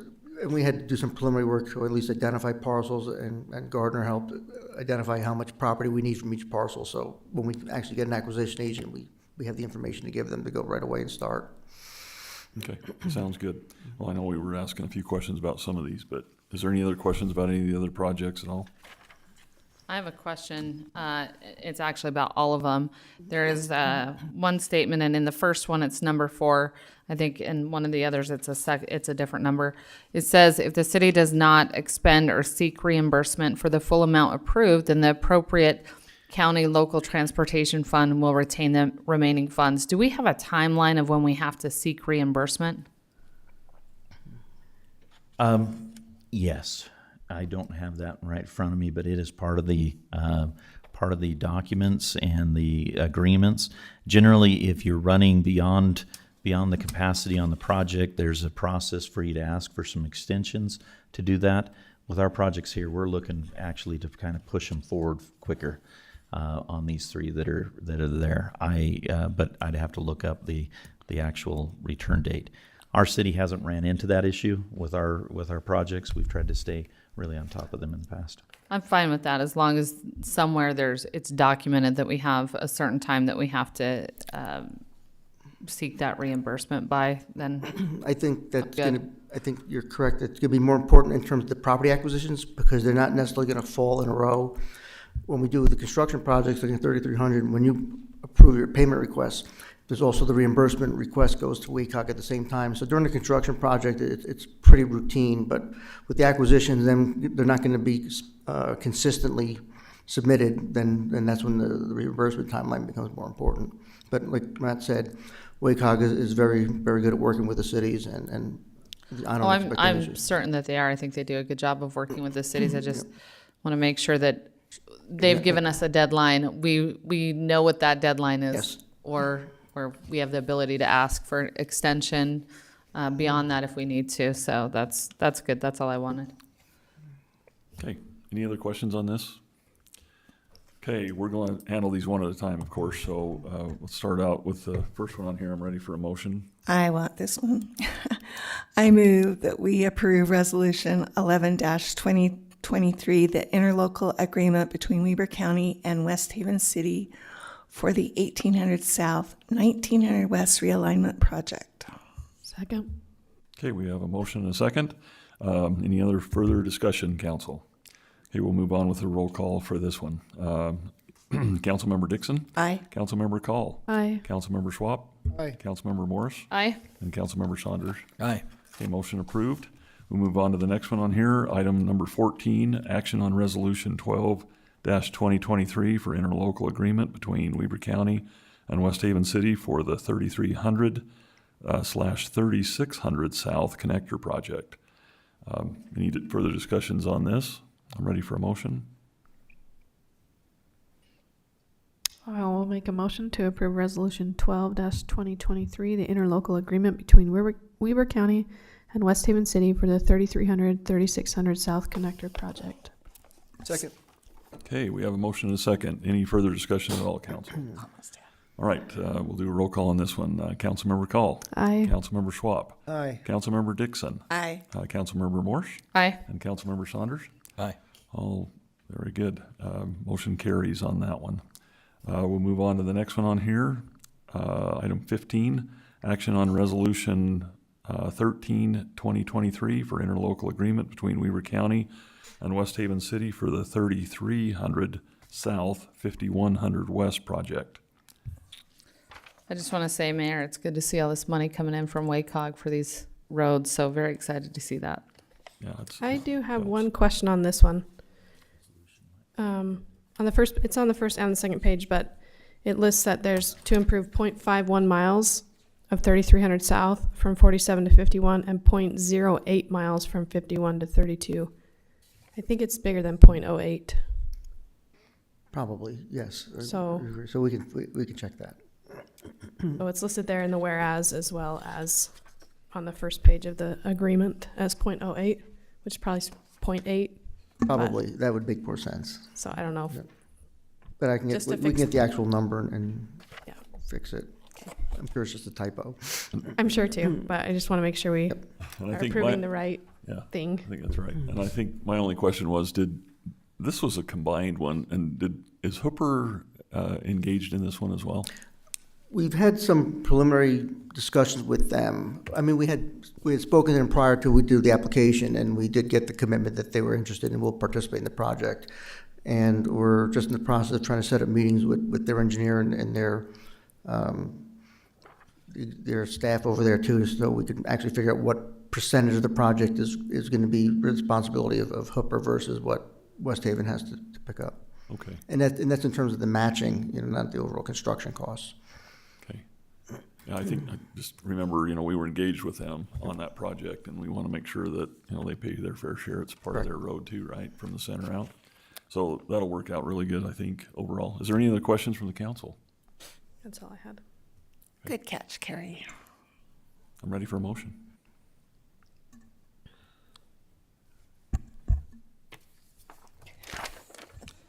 Move to approve resolution 13-2023 interlocal agreement between Weber County and West Haven City for the 3300 South, 5100 West project. Second.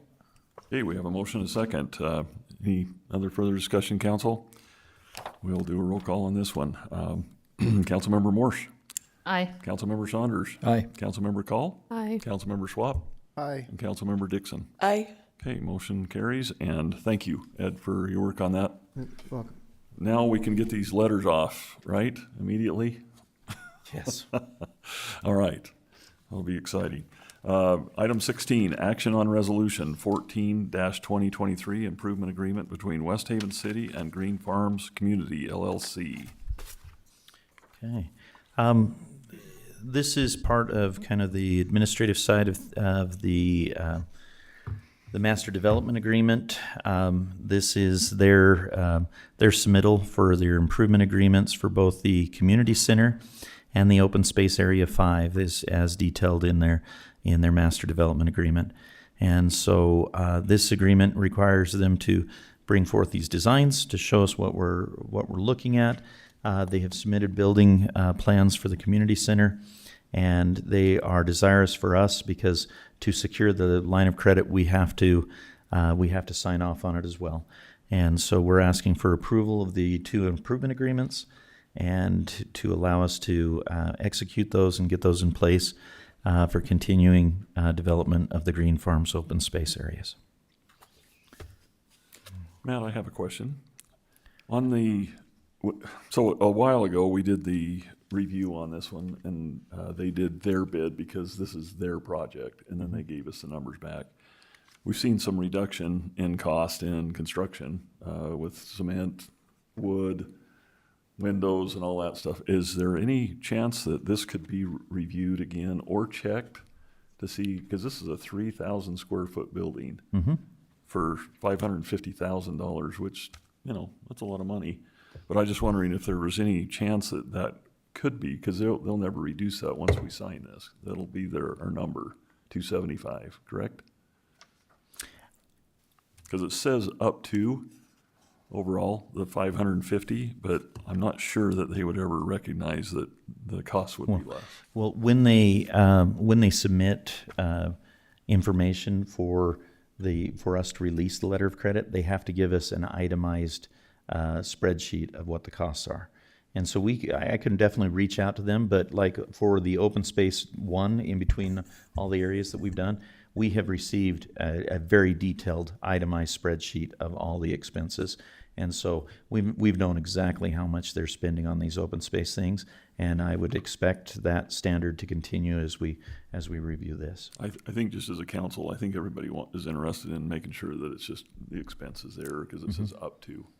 So if there's anything that we can save if things do drop off, it would be nice because every penny counts in the city that we can take care of. That's all I had. Okay. Council, anything else? No, but I do agree with that. And having built a house with Nelson Homes, I know that when you sign their contract, that's it, at least for homeowners. So I would agree with that, and I want to make sure that we're just paying what our fair share is, even if costs go down. I did write one more note, if that's okay. On the final approval, once the city has taken over, I think it's in the letter of credit, number 3D on there. Who does the final approval of the project? As far as final approval and acceptance of the project, generally it's been a sign off by Public Works and a combination of different entities. I mean, this one's of a high profile enough, I'd be involved directly on it. And if the council wanted to come and take a tour of it before we accepted it, I'm sure we could facilitate that. Okay, I was just curious to see. I would like to do that. Yeah. Yeah, I'm sure once we get, and actually the same kind of thing goes with the junior high. They've told us as soon as our structure gets up, we can pull out our hard hats and take a field trip on that. But let me make sure we can do that. So even if you aren't formalistically signing the acceptance, you get to see it and you're comfortable with that, since this is an investment of those dedicated impact fees for Green Farms. Okay. Any other questions on this? Okay, I'm ready for a motion. I move that we approve Resolution 14-2023, the improvement agreement between West Haven City and Green Farm Community LLC. Second. Okay, we have a motion and a second. Any further discussion?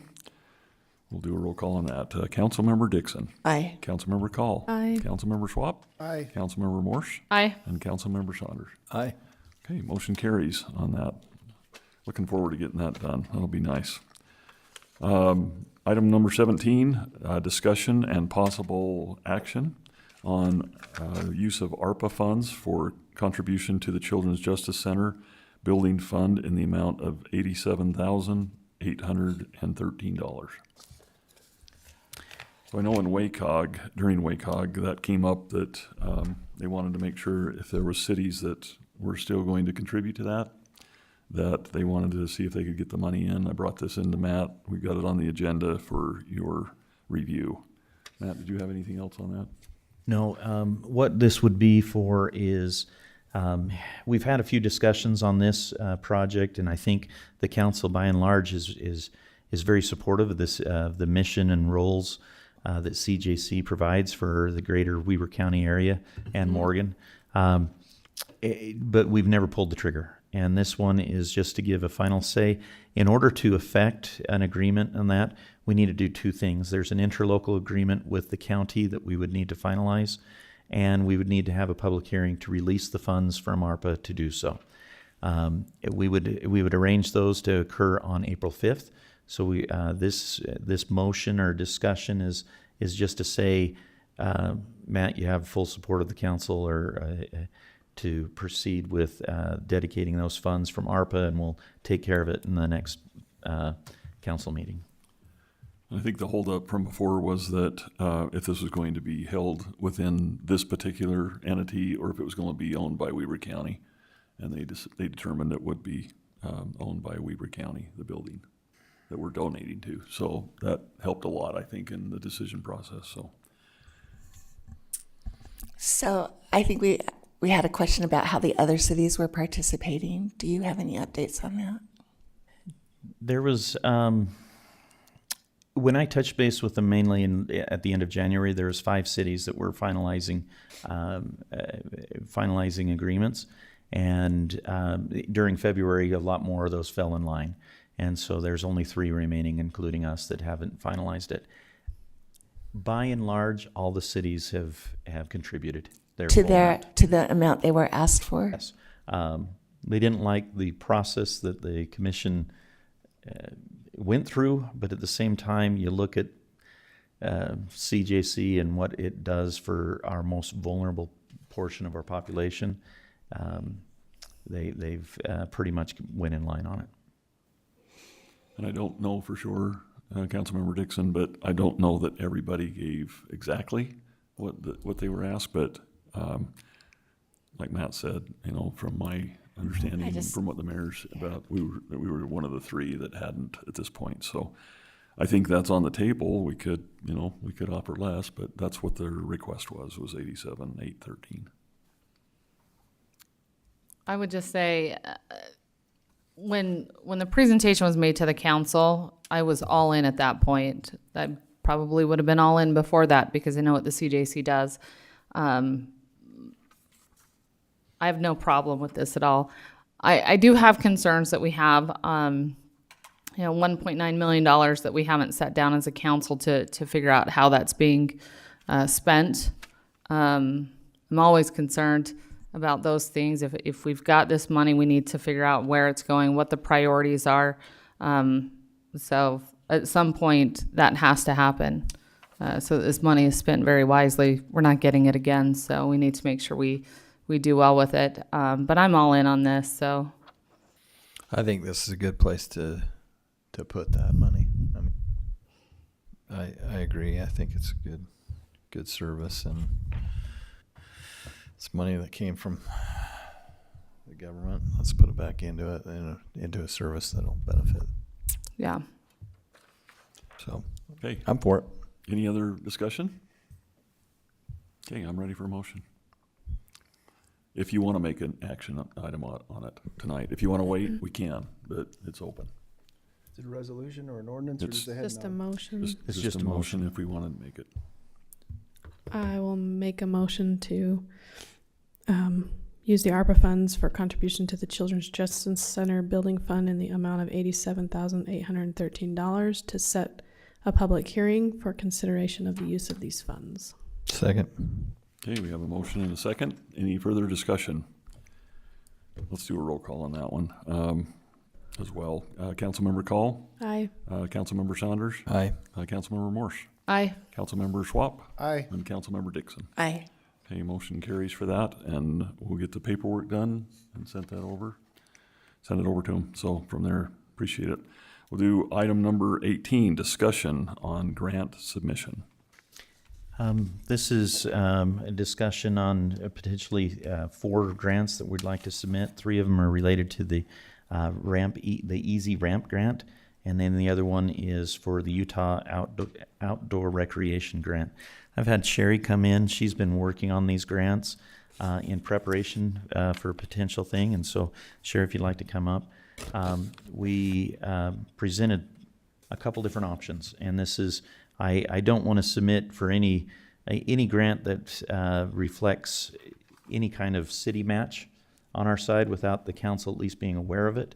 There's no, we don't have a resolution for this per se, but we did want to bring it up for the council for any kind of discussion or questions. They have not been submitted. We'll be submitting them tomorrow afternoon based on this discussion. And so, Sherry, if you wouldn't mind just reviewing the 4 different grants and answering any questions. Okay, so the first one, as Matt mentioned, was the one that has to do with the Utah Outdoor Recreation Grant. And I don't know if are they familiar with that at all, or am I explaining this? This is a new one that Councilmember Saunders found for us, and we kind of jumped on it. So okay, so what it is then? Like it says, it's going to be an outdoor fitness course that would be in the country park. What it does is it features that it has, different things that people can come and do. I just briefly wrote down some, it says 7 full body movement things they can do that includes core, squat, push, lunge, pull, agility, bend. So these are features that are outside, so they're permanent. When I spoke, the campaign that does it, the National Recreation campaign that does it, that has to do with fitness, they go around to a variety of cities and put these in, and they've had really good success with them. I called them today and said, okay, what is maintenance as far as this? And they said the only maintenance they have seen, and they're actually based in Michigan, so they have equally as cold a temperatures as we do, and they said is a quarterly check of bolts and screws and a once a year power washing to take care of them. One really good thing about it is a flat fitness course, and so it meets ADA specifications because a wheelchair, and some of their pictures they show, so someone in a wheelchair doing these. One of the things when I was looking at this grant application to fill out, they want to know how it will affect, what is the benefit of doing this, and there were a couple of things. There are a lot of families that cannot afford financially to go to gyms because they are expensive, and we are out here in a location that demographically it does take a little bit of a distance to get to a gym, and I think this is something that would be used. So some of the logistics on it when we were going through the project, and I know these numbers kind of sound staggering, but when you're writing a grant, you have to include every expense as the total project. And so let me just go through with these. So when we added everything up, it is a $236,000 project. With that, we would be applying for a $103,000 grant from the Utah Outdoor Recreation. There is a $30,000 grant that the National Fitness Campaign would be awarding us. Matt's already applied for that in the past, and it's something that we could be guaranteed to do. So the amount, and then there would be $24,042 that would be an in-kind. And when we say in-kind, there would be prep work as far as removing grass, removing sprinklers. There would be some road base that would have to be put down. And then when they come in with this, they do the cement, they install everything. And so that would be, and so the cash amount that would be coming from West Haven would be in the amount of $78,979. And if you need me to repeat those, I can, because sometimes I explain things way too fast. So I think it would be really good. So out of pocket for West Haven would be the $78,979. There would be some costs as far as road base. When I met over with Brock and Scott today, and so that is some physical costs as far as the road base. And we figured out prices with that. There's so much per yard for the road base. There would be so much for the sidewalk. The road base ends up being, it is $21 per ton, and it would require 60 tons. Sidewalk installed ends up being $22 a square foot. And so, there are some actual other physical costs. So when I say in kind, it's just mainly our guys working, it is, but there would also be some physical costs as far as cement for the sidewalk and road base that goes underneath the cement. So real quickly, you said our cost is like $78,000, right? $979. Mm-hmm. And this says city commitment of $60,000. So it ended up being a little bit more by the time when I went back through and looked at, because they at first had gave the cost, it was like $155,000 for this, and they subtracted off $30,000. What their grant would be $125,000. But then there were also costs we need to add in for the cement base and for them to come and do the installation. And then also there was $10,000. They do like a backdrop. And we're not doing a custom one, but there was that. They do art along it that would be something that would go along with something with West Haven. So it ended up being a little bit more than what I had originally when we just went through the base cost of what it was. But do they do the artwork, or is that something that we can pull out? Do you know, if we want to have one of our local, it would cost more. But for them to do, there's like just a standard one that was okay. But for the 10,000, it would be something that would go along with West Haven. But if we want one of our local artists, then they have to do something more, and then the price went up. So it went from like 10,000 to Like the material 20,000. changes or something? And No, that's- it's just the artwork that Okay, they show yeah. on the back of it. So, and the one was okay. I shouldn't say it wasn't okay. I'm sure it was great, but it didn't really look like it would fit in a country park. So I think we would want to do the $10,000 and have something that looked more country for a country park. So this project, of course, was not part of the project budget process. We had originally talked about possibly, when we looked at it this last fall, possibly using from ARPA or impact fees. That was a bigger chunk that we were looking to commit at, and quite frankly, the Utah Outdoor Recreation Grant is something we're looking to pursue regularly. In looking at outdoor classroom spaces, whether it's setting up an amphitheater down at Prevedel or at Windsor Park or something like that. But we didn't want to let this opportunity go. And so one of the things was we took this kind of canned project that we'd already pulled together partially, and the council wanted to kind of think on it for a bit and bring that back up for your options. So that's one reason why this project is here. And we think it could be a great fit at Country Park. And so if the council's open to it, we wouldn't necessarily need to make final determination if we're pulling from ARPA, impact fees, or general funds until we heard if we got the award. And so this is just for letting us submit the grant. We wanted to make sure you're aware of it. And the grant is due Friday. Oh.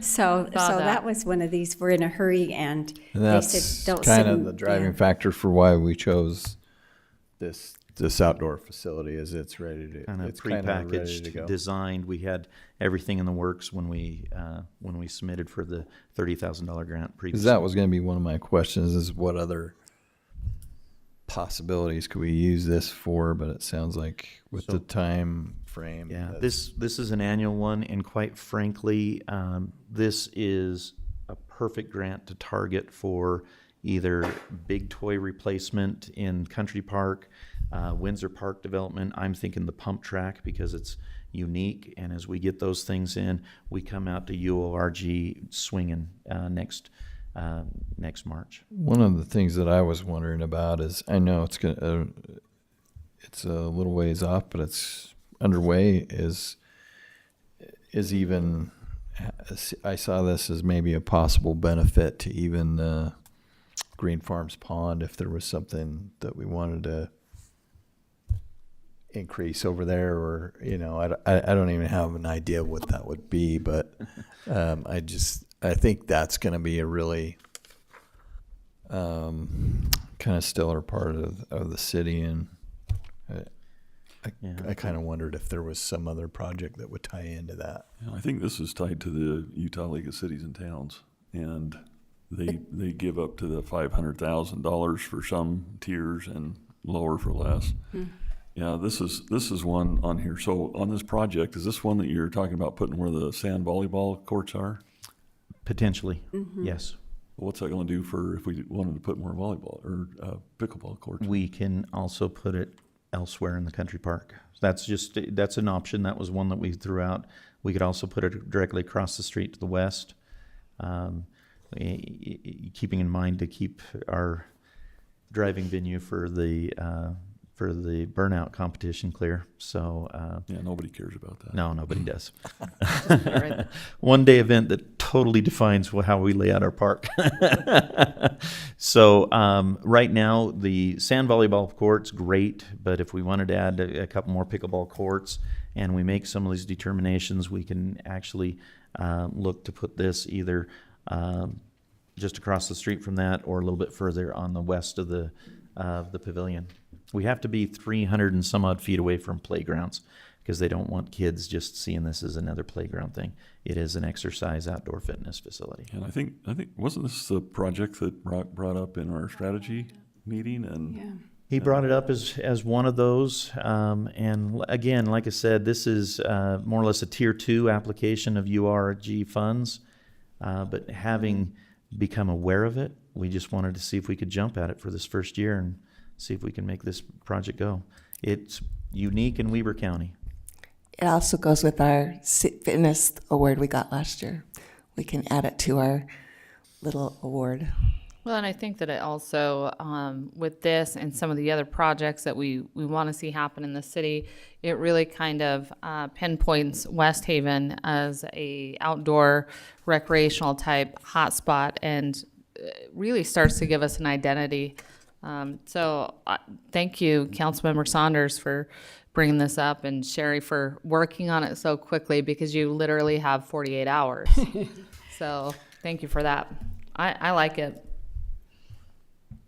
It is something really unique. I don't know of anywhere around. The only one I could think of is and it's not like this, but up behind Weber State, they have like a wilderness fitness. I don't know if any of you have ever done that, but I don't know of anywhere in Weber County that has one similar to this.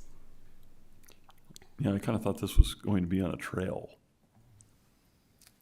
area that people would be using too, but I am concerned about just taking up that pickleball spot, because if we do something with that, even though the neighbors will kill us if we do, but I don't know. It's just I think it's a good project. It's just that that area probably should be reserved for that coming in the future.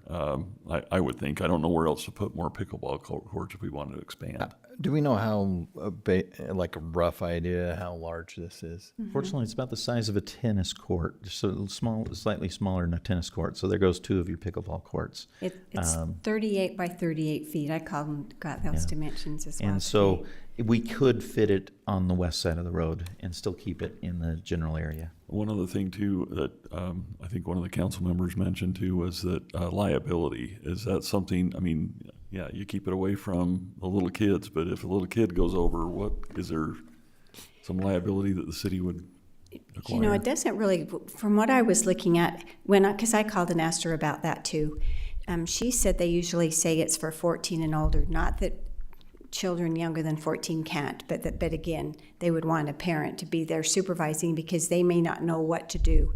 I don't think it's really anything that they would get hurt on, but again, you would want a parent to be there to help. I grab my water. Well, and couldn't we put a sign there? I mean, like they have at playgrounds that this is your own risk or whatever those things are. I get the signs and everything, but if somebody gets hurt, they're going to come to us. But I hope that the equipment's good enough that that it's not capable of getting kids hurt too badly at all. She said it was. They just want parents to I be haven't seen it. responsible for kids, but I don't know. I haven't personally seen this one, so I don't know. Sherry, does this grant application landlock us to that exact park, or could it be in any park in the city? They did, when we went through the application, the pre-application process last year, we threw out either the sports park or up there. And to qualify for their $30,000 that they wanted, they really preferred the country park, because the central location in the city, we do have it, the trails don't hook into it right now, but when Westwood hooks in and we've got we can punch through, and that'll hook into our trail system going down. I wouldn't say it's totally locked in, but their preferred location, in order to give us the $30,000 deduction or reduction in cost, is Country Park. So we'd have to have a discussion with them just to make sure if we didn't do that. Okay. And I haven't written a grant before for the Utah Outdoor Recreation, so I don't know. I don't know. We had to, put what park, and you have to give a latitude and longitude that I don't know if we came back later and tried to, I don't know on that. Okay. We're not using land as a match or anything, but I don't know if they would let us come back if we decided to change. I just wonder if there's other pocket parks that are underutilized that we could use. Well, I was just wondering about maybe Windsor or something like that, but. That'd be good. Is there, with the easy grants on here, is there any chance to get AEDs on the easy grants. That's good. Because, I mean, we talked about this last night at our fire meeting, but we need to probably really get more involved with that with our recreation. We talked about buying more, but I didn't know if this grant situation would apply for that. You know what I'm talking about? Yeah, I do. I taught first aid for the Red Cross, so I'm really familiar with the AEDs. I don't know. I haven't seen one written on that. And just to let you know, we do have, Brock just gave me information for the AEDs. So we've got a grant option that we're pursuing for those. We do? Yes. Those would be really good to have, especially, I mean, we just all witnessed something. Most of us probably, if we watch football, witnessed a very good reason to have one of those on hand. So, Is there one and in it this happens all the building? time. Do you have one here in this building? There's supposed to be one over there. That would be really beneficial at some of our athletic events. So, I like that. I agree. Yeah. Yeah. But that would be something that I think that as we're looking at these ramp grants, if there's something like that, I know. And if Brock's working on it, I don't know where we're at with that. We've just received the paperwork. We're going to submit it so we can get those ordered. Okay. On a grant? Yes, it's a Red Cross grant. Okay. Alrighty. I like that. So do you want to hear about the three possibilities maybe for the easy ramp? easies? So these were some that were presented to you, some that were new. One of them I think was already presented about doing the art classes. The Arts Council would like to offer art classes during the summertime. They have instructors that are from local school teachers that are willing to come and do that, so these would be free. So the ramp grant would actually be just buying the supplies. So I don't think this would be any cost at all for the city, because I think we could use the teachers as the match for that. And so that was one. Talking to Brock, and I'll just tell you, like for next year, be thinking, sometimes you notice things all year long of little $2,000 things. A couple of things that Brock came up with was getting 2 tents, not big tents, like a 10 by 20 foot tent that could be used for West Haven Days, for Touch a Truck, for the Evening of Arts, for the Halloween. And if you do a 10 by 20, then you can either do them side by side and have them be a 20 by 20, or do them lengthways and have that. Because he said it seems like a lot of times you just need a small tent. And the total of those came, I believe it was like $2,100 and something. So there may be a little bit of cost that would be the city's. The rest I think we could use as match would be the putting those tents up and down as far as the city's match. So I think they were $2,257. So there would be the 2,000, maybe it's 237. And so there'd be $237 that would be part of the city's cash, and the rest I think we could figure out a match as far as labor. And the other one he mentioned was getting signs put up for the campgrounds at Privital Park. And he said that he has talked to down at the Utah Correctional. They have their, drafting department in their construction that does that. And he said he hasn't got a price back on those yet, but we're thinking again, probably it would be the same thing. We would do the 2,000, and then the match would be the installation and the cement and whatever they needed to do to put those in. We definitely need signs down there. Yeah. That would be great to have them, and have camp rules and all that stuff listed up in there, so that we've got something going on with that. So that'd be good. I like those. Any other questions? I think they sound great. I think that it's really exciting to be looking at grants and improving things. So thank you, Sherry. That's awesome. Especially the one that's due tomorrow. Any other questions or done any? Anything else? Okay, thank you. Okay, thank you very much, Sherry. Appreciate it. Yeah, thanks for your work on that, Sherry. We appreciate that. You're welcome. Yeah, Sherry's been awesome to jump on those, so thanks, Sherry. Okay, we'll move on to, I can't believe we're finally here to 19, and we only did this in an hour and 35 minutes. It's fantastic. Maybe 2 hours and 35 minutes. Move but on to okay. our adjournment. All in favor, say aye. Aye. Move to adjourn.